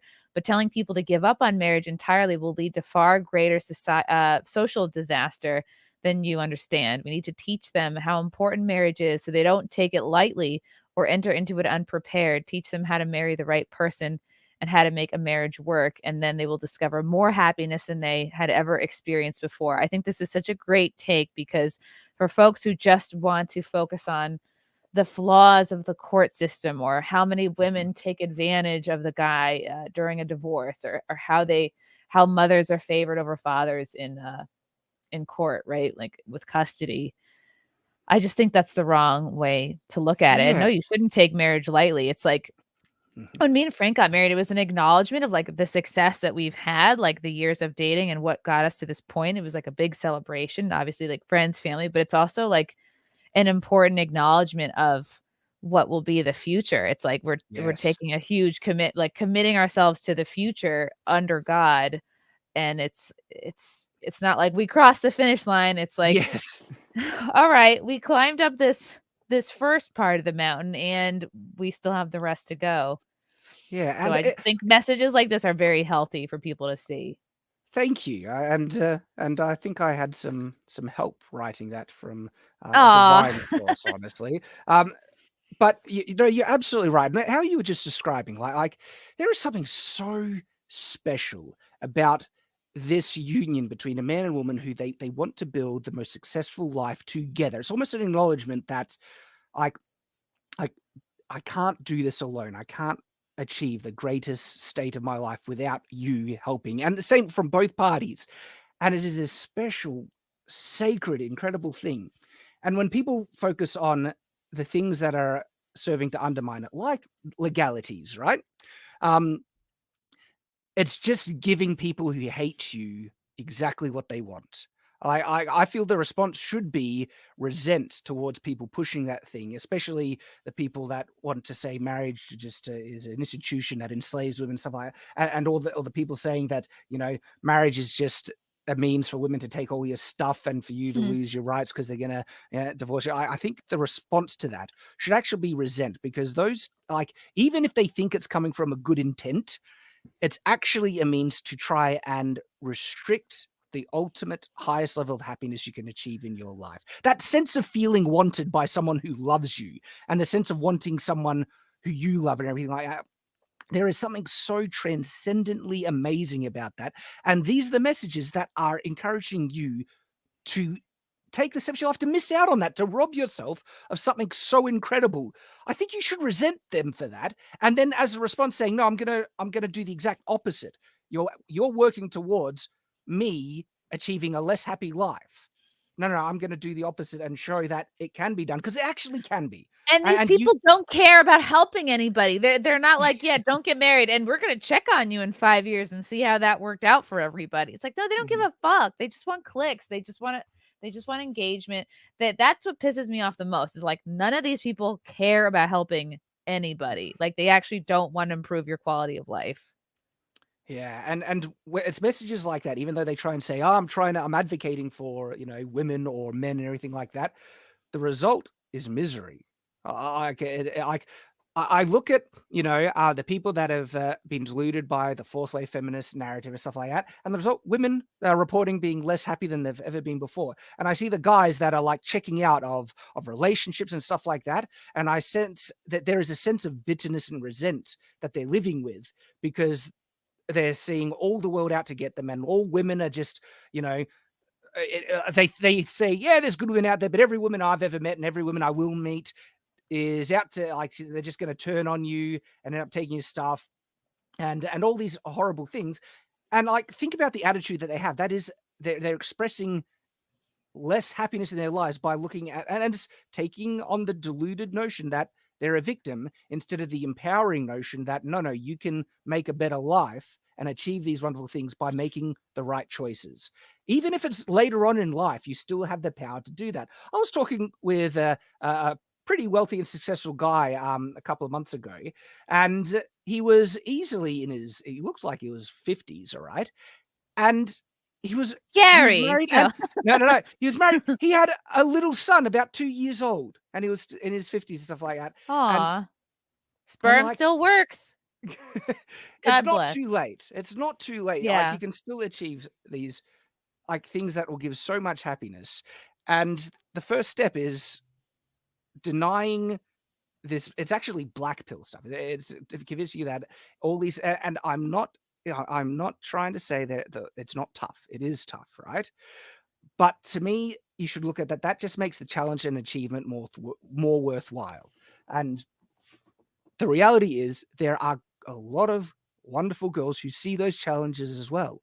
And they want to not only help guys, they want to find a great guy, because they want to achieve these same things. They're there. You're looking for each other.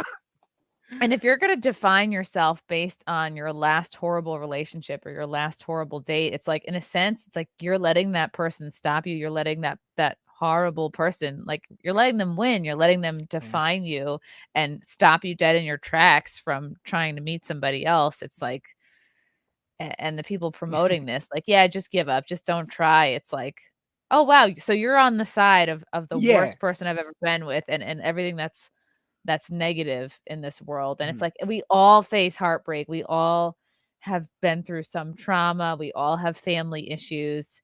And it's like, I don't want to say you got to suck it up, but like you got it for yourself. You owe it to yourself to just not let that define you. And you have to do your best to just wipe the slate clean, because if you bring, and speaking from experience, like if you bring your issues from your previous relationship into your new one, like that could either destroy it, or it's going to take you a while to work through that stuff. You're going to end up blaming someone for things that have nothing to do with them. And it's just, we all have to work through our shit and give it another try. And it's also very common to always blame everything on the other person. And the reality is, if things don't work out, you need to also be introspective and try and consider, were there things that I can improve on? And because part of finding the right one is trying to make yourself into the best version of yourself that will be attractive to someone who wants to spend the rest of their life with. And so you have to actively work on that improvement. And it doesn't end at marriage. You need to continue to make yourself the type of person that the person you love want to stay with forever. And both people need that mentality. Okay. Yeah. And part of it also comes into like such as, I guess it's not simple. People really do struggle with this, is valuing yourself. I think I see a lot of young guys that don't, because the world is constantly telling them that they're inherently misogynistic and violent. You have inherent, like, what's the subconscious bias crap that they say. Oh, yeah. That's you have internalized misogyny, where you're just a misogynist without even knowing it. It's like misogynist just by breathing. Yeah. I know. It's like, I can't stand this narrative. And then you wonder why so many guys are checked out on society when so many people are telling them how awful they are for just being men. It gets me angry when I hear all that. But then the result is you see so many guys that don't actually value themselves. And that's such a problem, because oftentimes these types of guys, then they respond with too greater attachment to any girl that even acknowledges them and gives them, it's the whole, Ken Barbie kind of thing, where if they're constantly beaten down, soon as they see someone even treat them or even give them attention, they can suddenly be overly attached to them and then accept abuse and manipulation for this crumb of acknowledgement and affection that they're getting. And if guys truly valued yourself, you need to have higher standards for how people treat you. You should expect to be treated. In fact, you should expect to be as treated as well as the treatment you want to give the person you love. All right. You need to expect the level of devotion that you are willing to give to someone else, and it should be complete and full. And so when you understand that, I remember there were girls that I, caught my eye. They're interesting. I tried to strike up a conversation. They were not interested in everything like that. And when that happened, I almost felt a satisfaction of kind of brushing them aside. Not for, but I hope they're watching now. Yeah. It's like, but also even back then, it's like, hang on. If you don't think I actually have something valuable to offer you, you're not even worth my time and attention. All right. Because that should be a pretty base kind of beginning thing, and they should appreciate you. And if they're not, and they're not showing that interest, right? Look, I don't understand the hard to get thing. I've never liked it, because if a girl actually wants to pretend she doesn't like me, to me, I would have taken that as a sign of saying, well, then you're not worth my attention. No, you need to show that you're interested in me. Yeah. And so, yeah, a lot of these girls that were they thought they were too good for me. Well, my response to not pursuing anything with them is satisfaction, because you're no, I'm too good for you. You don't deserve my attention if you don't think I'm worthwhile. And that's the time you need to value yourself and be and expect someone to appreciate you. That should be a fundamental thing. Like, truly appreciate you. What if you find someone that has just as low of a self-esteem as you do? Then it's a perfect match. You should build each other and build each other's self-esteem. But if they're saying things like, I'm worthless, we're not going to, we're just going to be stuck in the same thing. But I think a lot of guys kind of have that sentiment, even if they don't like verbalize it, but they have this sense of they don't think worthwhile for society, and they think society they're worthless in society and stuff. And this comes to another subject that I get annoyed with: the whole men are born with no value. Have you ever heard that kind of I sentiment? have heard that women are Mhm. born with value, with beauty, right? Youth. I mean, not like we're all born with youth. Yeah, right. Like And men earn their value by hard work. It's like, like, to me, I'm like, okay. what about the ugly girls? What do they have? Yeah. And what about the really attractive guys? You think the halo effect doesn't affect really attractive guys? And also, even beyond this surface level, vapid kind of sentiment that is starting to really grate on me, right? Guys actually have an inherent value that no matter what the extreme feminists want to say that women don't need. No. As soon as women start to try and move a fridge or a couch or something like that, they start to want something that men naturally have. And when I say naturally, right, like as soon as they pass puberty, the difference in strength between the average man and the average woman is shocking. I really Yeah. noticed this when I was married. It's humbling. And I was not prepared at the strength disparity between me and my wife. And I've grown up action girl boss, things, action hero girls. I love them and all that. And hey, it's a turn on if a guy knows some martial arts and all that stuff and everything. But the average girl, there was many situations where our strength just compared. We did some gardening and we're digging a hole, or she needed to lift something or anything like that. And she's struggling with it. I'm thinking, all right, we'll have to really. And then it's like it's a breeze and a cakewalk, and I'm thinking, oh wow, you struggled, but it was shocking, the difference. And this is the thing. So men do have an inherent value for the sake of being men, and same with women. And so instead of one is born with no, we should actually push back against the notion that feminists are honestly trying to say that men are worthless and that women don't need men, and saying that women are born with value and men aren't, is actually playing into that narrative that extreme feminists have been trying to push, that women don't need men. Now, I get that there's an empowering... Which is why feminists have to link childlessness so intrinsically with that, because the one thing you cannot deny that you absolutely need a man for is children, which is why childlessness and feminism go hand in hand. Yeah. But I do see that there's that underlining empowering message about... No, you're absolutely right. But I can see why that message sometimes, resonates with guys, because there is a sense of empowerment where you need to take control of your own life to build value. But it's the same for a lot of girls, especially girls who aren't the prettiest in the world, right? And it's true. The world shouldn't, just hand out things, give you things for free. And they say that, pretty girls, they have youth and beauty and they get attention and well, not necessarily respect, but more sympathy for their struggles than guys. And the sympathy thing, I actually think there is a bit of acknowledgement, because guys do go to the doctor less for things, and they get less sympathy for similar type of things and stuff. And so I understand, but to say that women don't have to build anything, and that, there aren't unattractive women, and that guys who have the halo effect, they're really attractive, don't get the same kind of certain perks that are just, they got there because of the luck of the roll of the genetic dice or something like that. And that there aren't things that guys inherently have that most women still do value. All right. And it does come into that kind of difference between men and women. And even though we can focus on, the fact that I think guys do get less sympathy for their struggles and injuries and stuff, and goes back to the whole Titanic thing, women and children first. The thing is, though, what they miss about that, right, is that that's a noble sacrifice that men have chosen to undertake to provide and protect for people who are physically weaker than them. And it's a noble masculine sacrifice that actually strengthens us. Like if there is any danger that faces my wife and kids, I will jump in front of a bus to protect them. And if there was ever a choice where someone had to die in my family, I would absolutely, without hesitation, just make sure it would be my life before them. But I take that as an empowering that builds me as an individual, because it's my privilege to do that, because that's also my role as a man to do.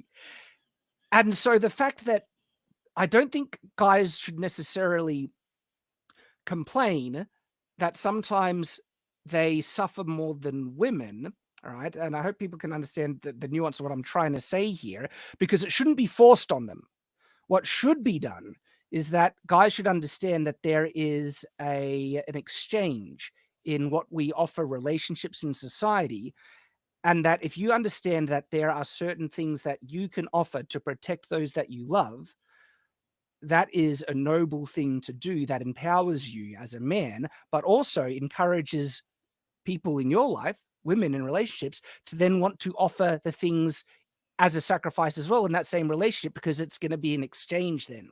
And so no, guys shouldn't be forced to suffer or to undertake burdens that they don't want to do, but they should also understand that sometimes in life there are heavy things to be lifted, and you as a guy can lift that easier than women and children. And so you can save them greater struggle because you can bear the burden easier than them. And there are burdens that women can bear easier than men. A lot of it's to do with childbirth, by the way. Unless you're at a sweatshop, then children really do have the advantage because of the nimble small fingers.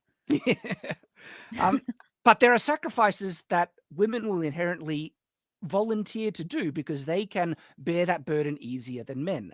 And suddenly, if we have a mentality of, I'm going to sacrifice for people around me to perform the burdens in life and society to save other people a greater burden, but both men and women do that, suddenly you're going to have the most equipped people doing the most important jobs, and we're going to have a far more efficient, effective society where suddenly when things are heavy that need to be lifted, you have men stepping up to do it, and men should be acknowledged and honestly And respected appreciated for for doing it. that. And yes, Yeah. And appreciation if is a the woman key. is with a guy like you saying the type of things that you just said, I think that would make a woman be like, damn, like I better be bringing as much as I possibly can to this relationship, this marriage, our children. Like, let me be somebody worth dying for. Not like it has to always be like a life or death situation, but if you're meeting at somebody at that level, it's I think it just levels up the whole relationship. It's like how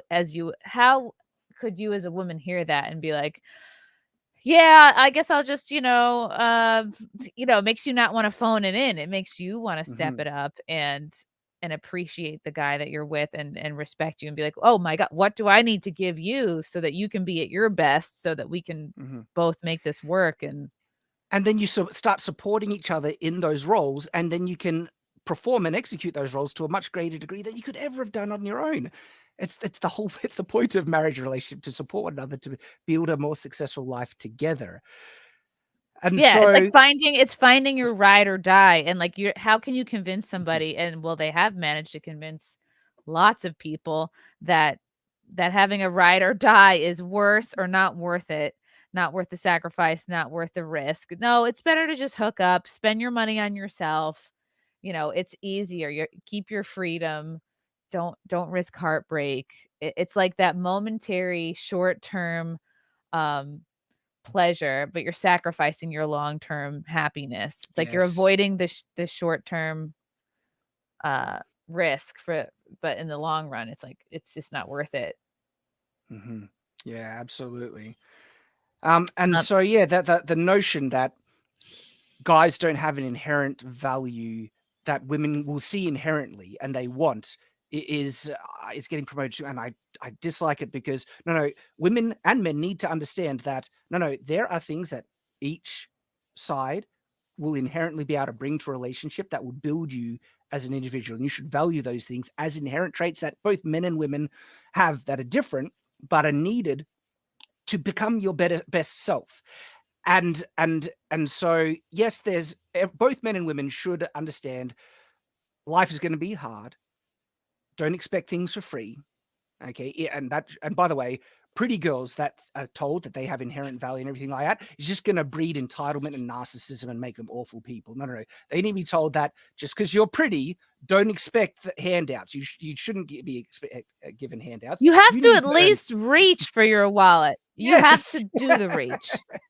Can't not reach. And give it a real reach. Like actually be prepared to pay some of the time. I want to go over a couple of these super chats. before I get into one more issue from Nick Brony. Hi, Shad. I got to meet you briefly at the UK meetup. Your armor and the fact that you know how to use swords made me appreciate more how crazy combat must have been in the medieval ages. Thank you. Yeah. Thank you, Nick. Nick's got a sword boner. James Shart, thanks for the super chat. How much hotter to wear is the foam brig than the metal brig? I was part of the SCA. Go ahead and cringe when I was Oh, stationed in SCA is awesome. Germany. What's the SCA?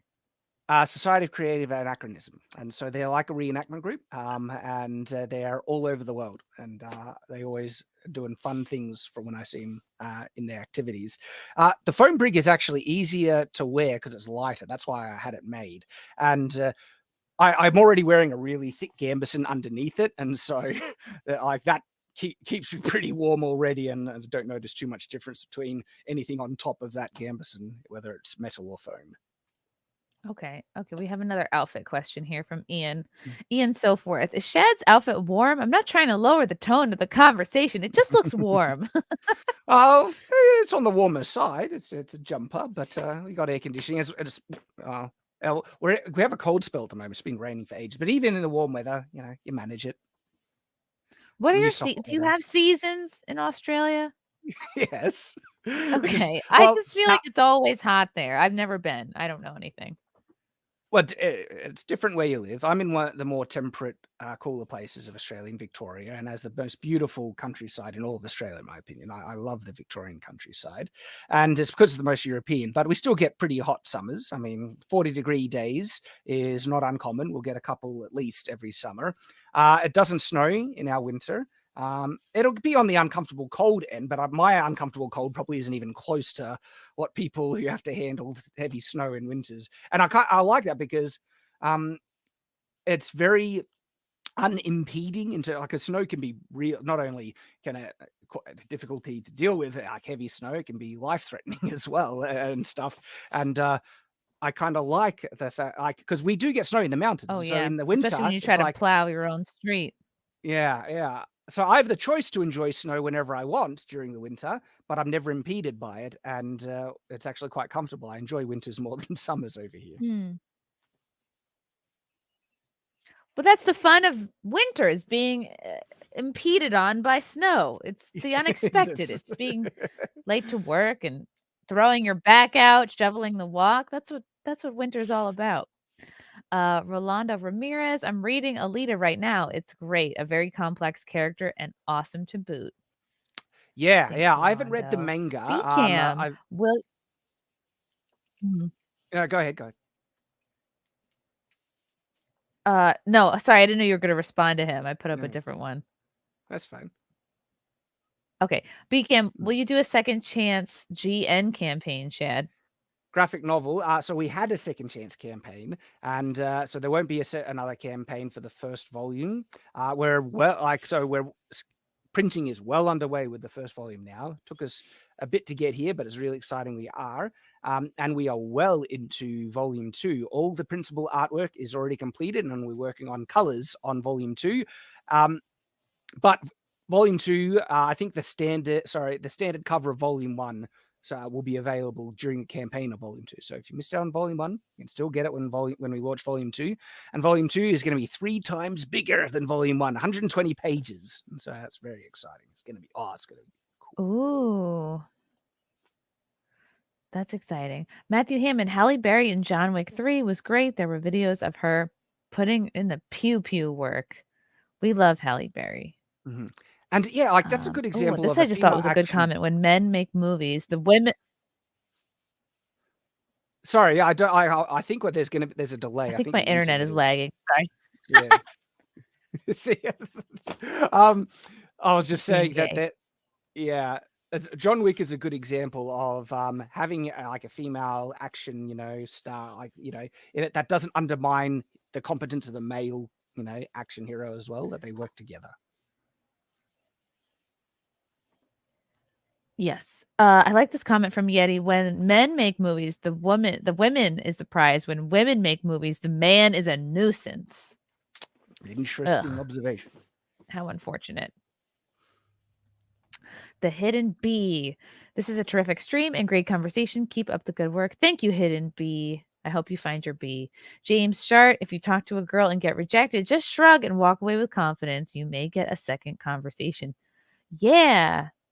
Don't let it get you down. Matthew Heyman, Shad's most successful venture will be a matchmaking site that creates public interactions for based people that does not require alcohol. I mean, That I already guess, yeah, exists. just go to your local church. You go to the church. That's right. The Church of Shad. Happy Plague Doctor. Thanks for the super chat. The family unit is the essential building block of civil. Anthony Cumia. Yes, Anthony Cumia is repairing. He is hopefully he'll be back on the am I show back? soon.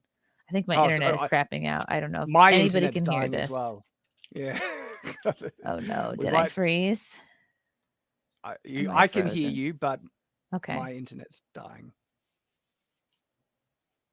Okay, I think we got flooded horribly last Friday, and I don't know. I feel like my internet is still damp.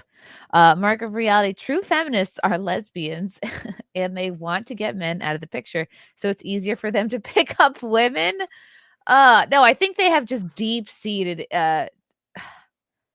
I think they have deep-seated issues with men. I think a lot of them have daddy issues. A lot of them have had just terrible experiences with men that they're not working through.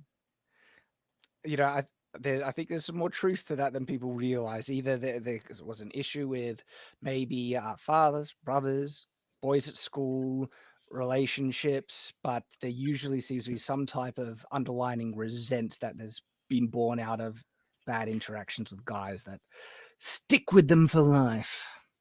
Mm-hmm. Trucker Mark, thanks for the super chat. Hello, guys and gals. I love all of both of your videos. To the England Castle to stand up where drunks fight on the side. Yes, my stand-up shows are always very exciting.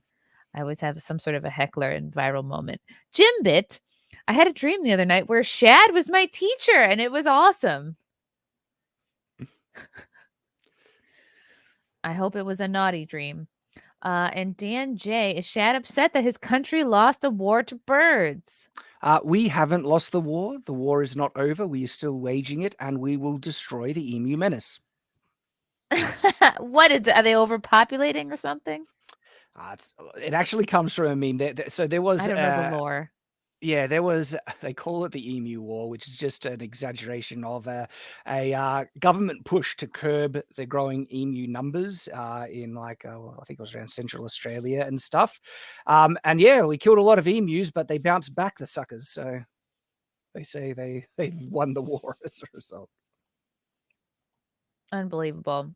Mhm. Wow. Okay. I wanted to get to this topic, and I thought this would be the first and only thing we would talk about, but we had such a great conversation. Like, I've almost completely forgotten to bring it up. And it was the initial reason why I wanted to get you on, Shad. And it was this very interesting story that you posted on Twitter about not even a month ago, just a few weeks ago, involving, I don't know if I would even call him a friend of yours, or maybe you just were fellow streamers. You referred to him as a longtime collaborator.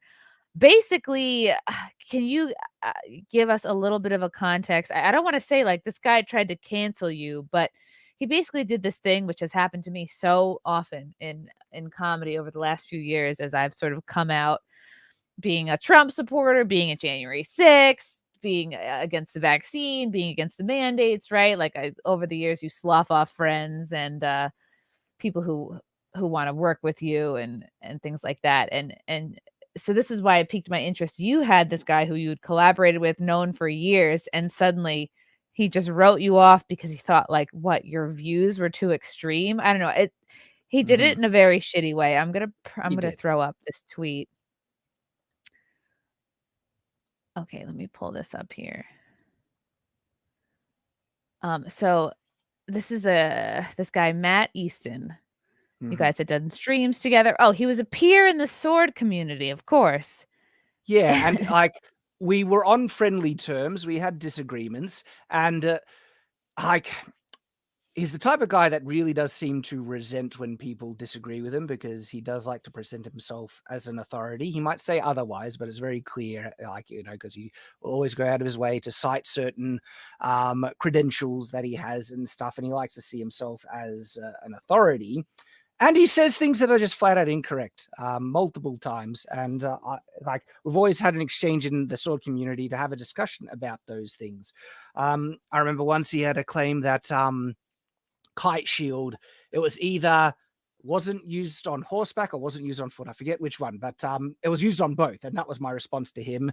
And I think the fact that the big difference we had was a definition of a thing called HEMA, which is historical European martial arts. And I did a video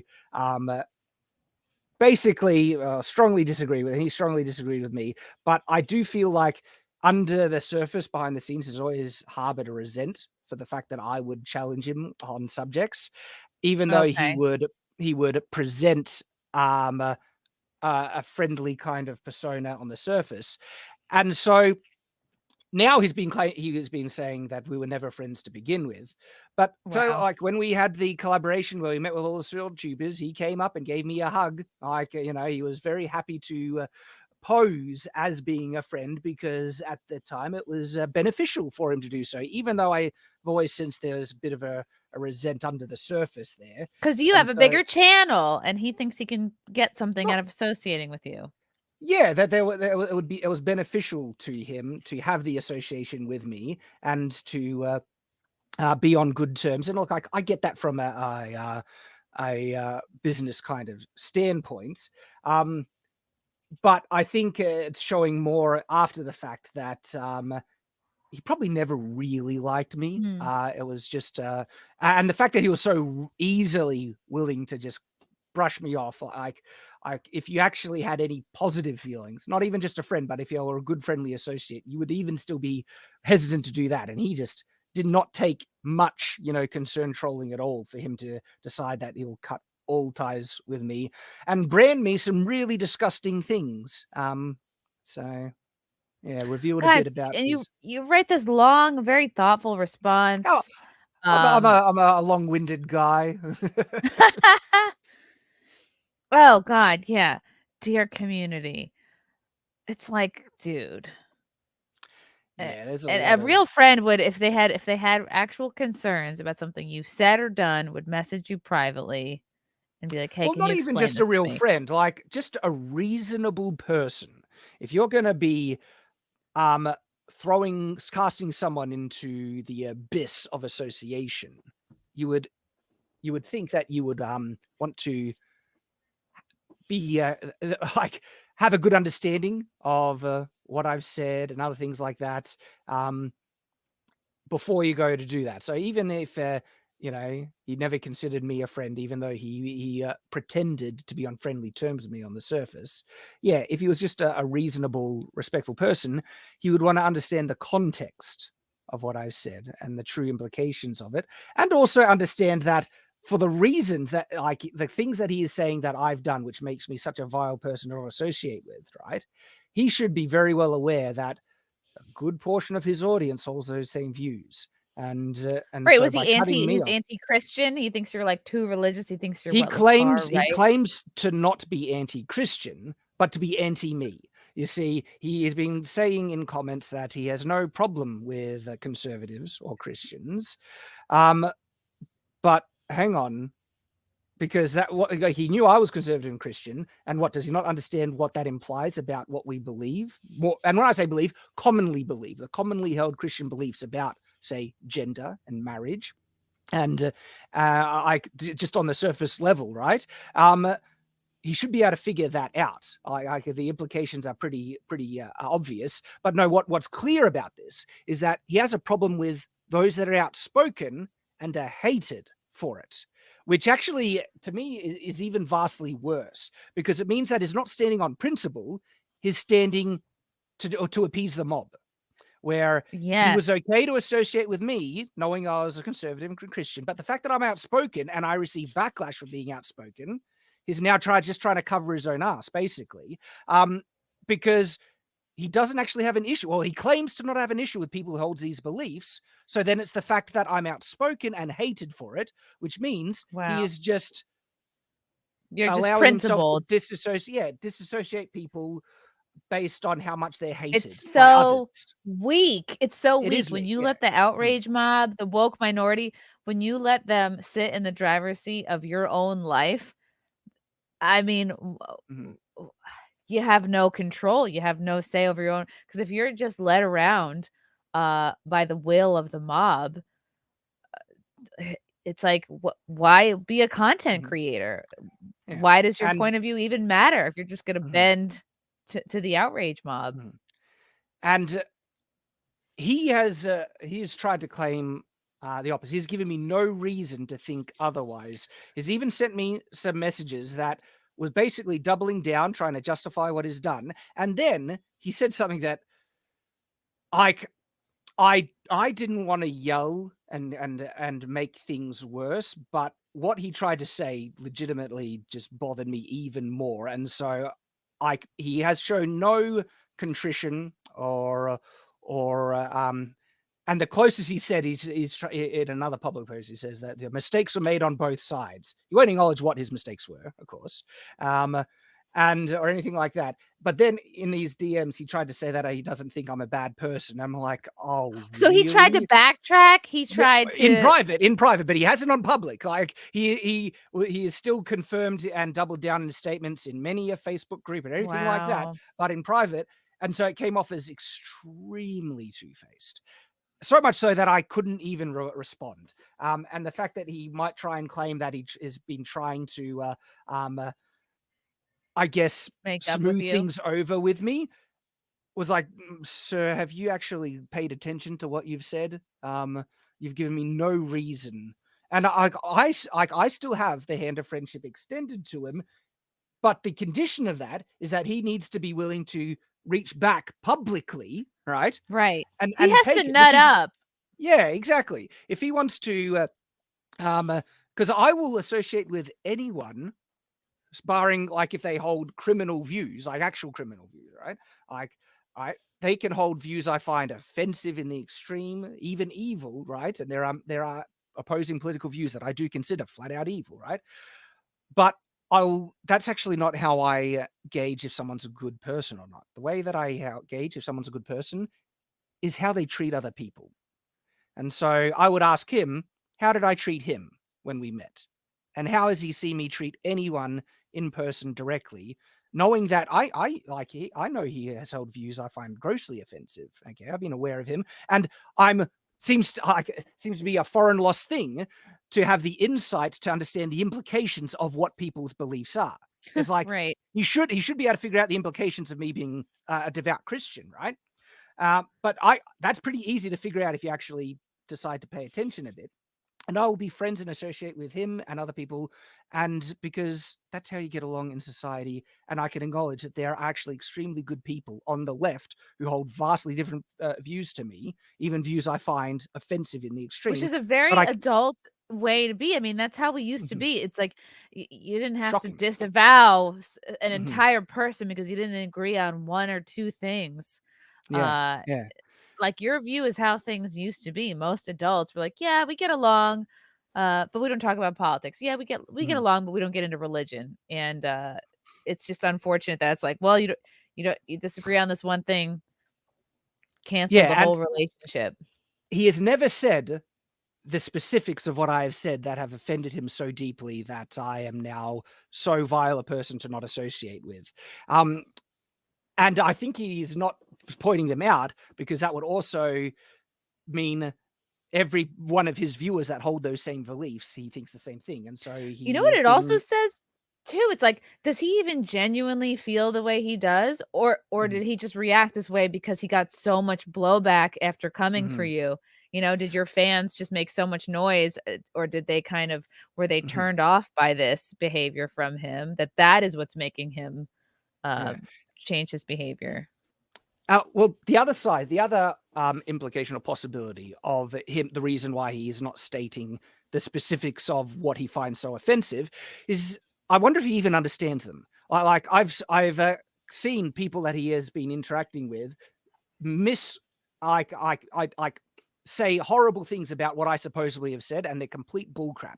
And it's like, all right, say it. Do you have the balls to actually say the claim of what I believe? And then I'll hold you to, account to see if you're being honest or not. Because one of the bullcrap things people claim I have said, which is just completely, absolutely bullcrap. They claim that I have said that I think gay people are repulsive, which is absolute bullcrap. What I said specifically, and I find this hilarious that people can even take issue with this, is that I, as a straight man, find men unattractive. And as a result, how dare you? How dare I, right? So as a result, when I see men engage in sexual activity because I'm unattracted to men, I am repulsed by that. And it shouldn't be a controversial thing for me as a straight man to say that I find gay sex repulsive.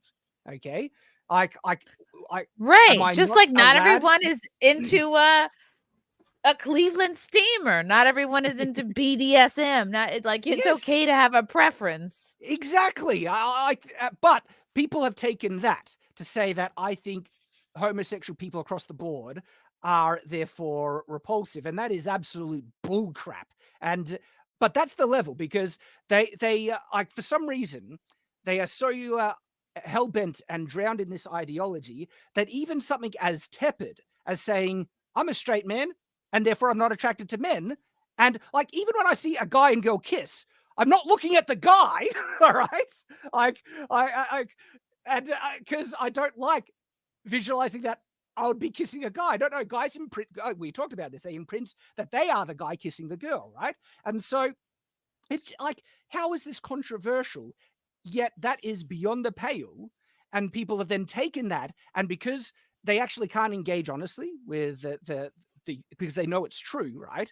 They then have to vilify it to the extreme, because if they engage with you honestly, they would obviously fail because they would be in the wrong. It's such a basic truth that they have to purposely misunderstand you exactly so that they can be right. Exactly. Gay people are perfectly entitled to find, other people of the same sex attractive, right? And would they complain if a gay guy said, I find watching women kiss repulsive? Would they ever complain? Dare have the balls to complain about that?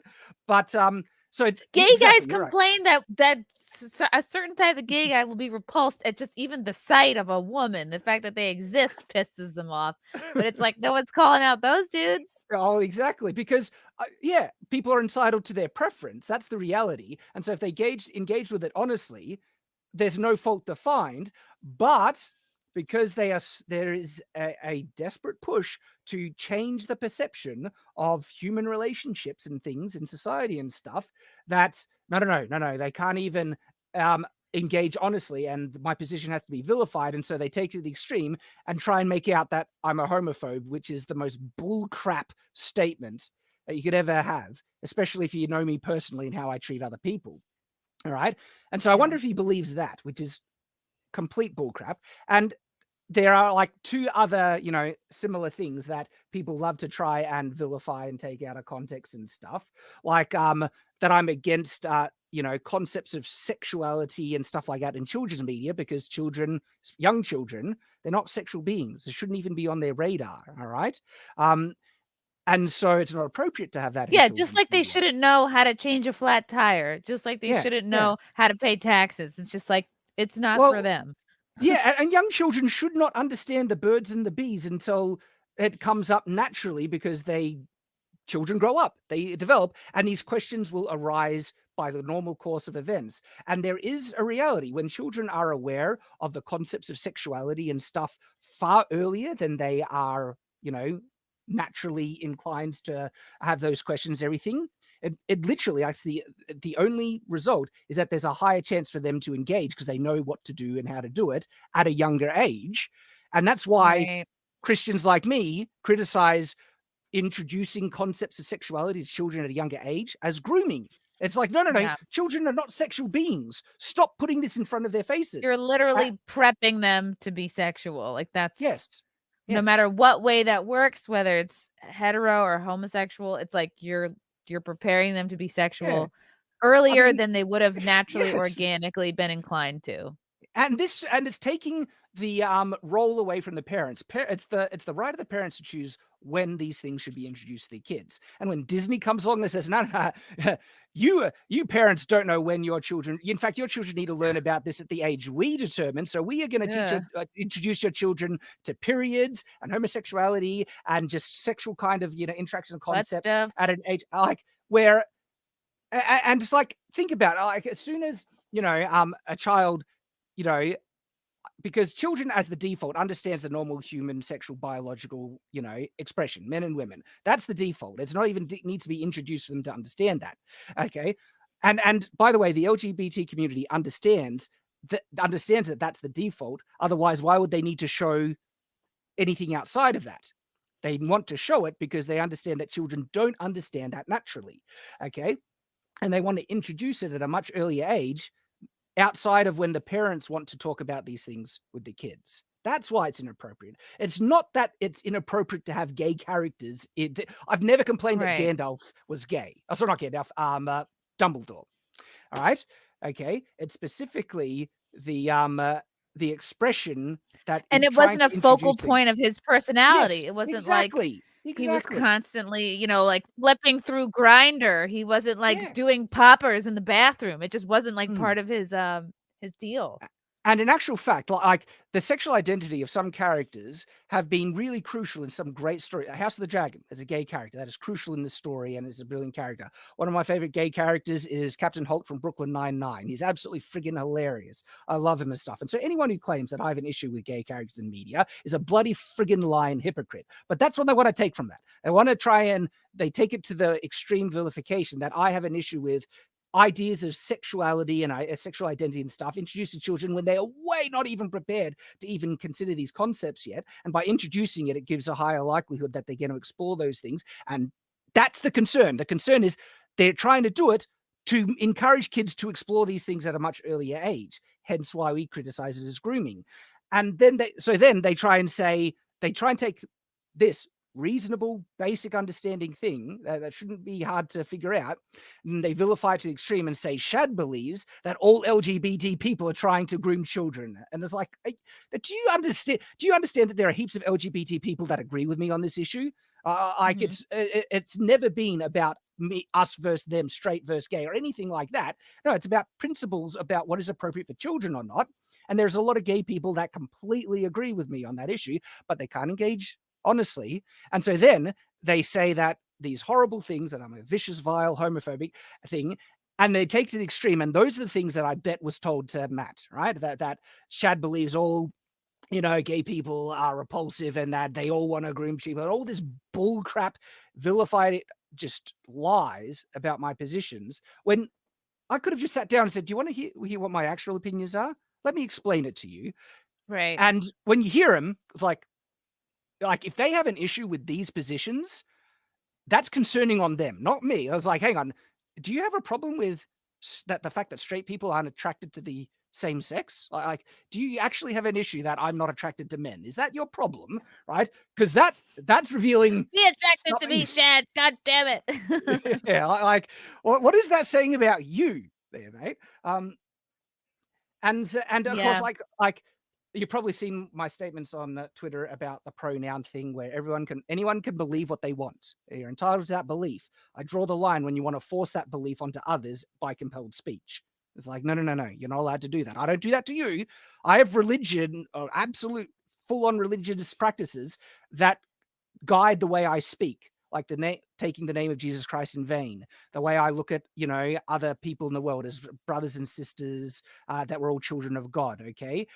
There are so many aspects of my behavior that's informed by my religion, which forms a part of my identity, that I would never think of enforcing on other people for the sake of my offense. And they have no idea how offensive I find it when the name of the Lord is taken in vain, because of how sacred that Jesus Christ is to me. Right. They don't care about what offends me. And I wouldn't force them to change their behavior. I'll never impose it forcefully on others. But that's what they're trying to do to me. They're trying to force me to acknowledge by expression their belief, which I don't hold. And that's authoritarian. It's like, no, you don't know that. But suddenly, like if you even say something as simple and basic as that, you are a fascist, and he calling me a transphobe, all the fascist and all the things. crap. Yeah, it's insane. It's insane. The squeaky wheel gets the grease. It's annoying. I think most people are sick of it. We got a few more super chats that snuck their way in. John Edgar, hi Chrissy and Shad. Huge fan of Sir Shad, Duke of the Shadlands. I was absolutely stunned and appalled at Matt Easton's behavior and unsubbed from him. Thank And you, see, John. I never told anyone to unsub, but I did say if he thinks Right. if he actually believes this about people who hold these views, he doesn't deserve their viewership because he thinks that they're vile people. He wants to disassociate with me. Well, all right, Matt, hold yourself to the same standard then. Because don't you think your standards should be what everyone should hold? Otherwise, why do you hold those standards? And if they do, that means you should expect everyone else to disassociate with you because you hold views they find offensive. Right. What about all the fans that quietly or Yeah. publicly fully agree Yeah. with you, Shad? It's like, Yeah. well, should they fuck off? Yeah. And so Nick I believe that we should try and get along with people that have different views. But if they hate us, it's like, oh, well, hang on. If you actually hate us, I don't hate you for your views, but you hate for me for my views. So, people That's will always how it respond. goes. Yeah. Yeah. And they feel totally justified in their hatred. Nick Yep. Brony, you are not a bigot, Shad. As a Latinx, I was happy that you allowed me to clean your armor and swords and carry them to your car after the meetup. I barely felt the mile walk. You did a good That's job. funny. I appreciate it. He could be a squire. I really just loved this comment from Cord Wainer. I've lost 3 friends arguing about medieval European martial arts techniques. Well, that is far less cringeworthy than losing friends over political opinions. I can understand the medieval armor techniques. Barker Reality. The Prince of Kisses didn't make it to episode 3 of the House of the Dragon.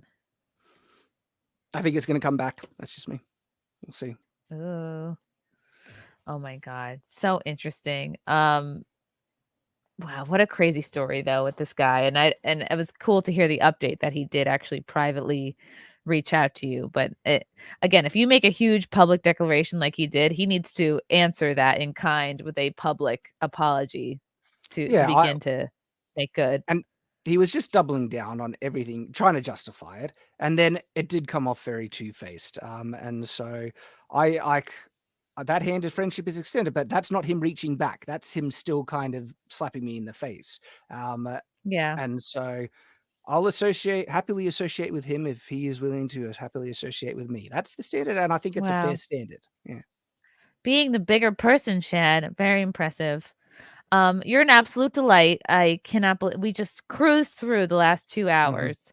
Yeah. You're the best. Where can Thanks, people Christy. follow you, and what is coming up in the Shad world? Well, I mean, I'm on Twitter. I'm starting to do the more Twittering stuff. I'm not hugely active, but I once every couple of days I might say something worthwhile. And then I'm on Night's Watch. That's where I share my more cultural views. We react to pop culture, media, and other deeper subjects that I'm exploring. Shadiversity is my apolitical channel where I keep politics out of that completely. Anyone who likes swords, or anyone, no matter what, they're welcome on all my channels. But I understand if people on the left don't like Night's Watch. But Shadiversity is made so anyone who likes swords can just come and enjoy sword stuff. So that's there. And well, yeah, I'm working on other projects. I'm an author, and so graphic novel is Oh yes, is your underway. book. Oh my god, I forgot about your book. Yeah, they could check out my novel, Epic Fantasy. It's funny, my passion for writing was before I even wanted to do YouTube. But we're making a graphic novel adaptation. There's nothing available at the moment because we're currently in fulfillment. But yeah, still working on volume 2, and there'll be things available in the future. Awesome. I'm so impressed by you, Shad. Just a model citizen, a solid person all the way through. Yeah, I think you should pursue a dating service that might just be church. It's just church, except you've got like your a banner that just is like Shad's dating meetup, just over the top, because people get scared off by church sometimes. You know, you're right. I'm not sure I could manage that, but if someone, because I've already got just too much I'm trying to handle. But the thing is, people do need opportunity to get out and meet other like-minded people. This is why the F&T meetups are so great. And They I really love that are. they're doing regularly. Yeah. And just for me, like, not that you have to go and get laid, but like just to meet friends, like, to and meet I've had FNT fans come to my comedy shows and then they all leave as friends. It's the coolest thing to see. It really warms my heart. Shad, thank you so much for joining me. You're the absolute best. Thank you to the chat for your comments and questions.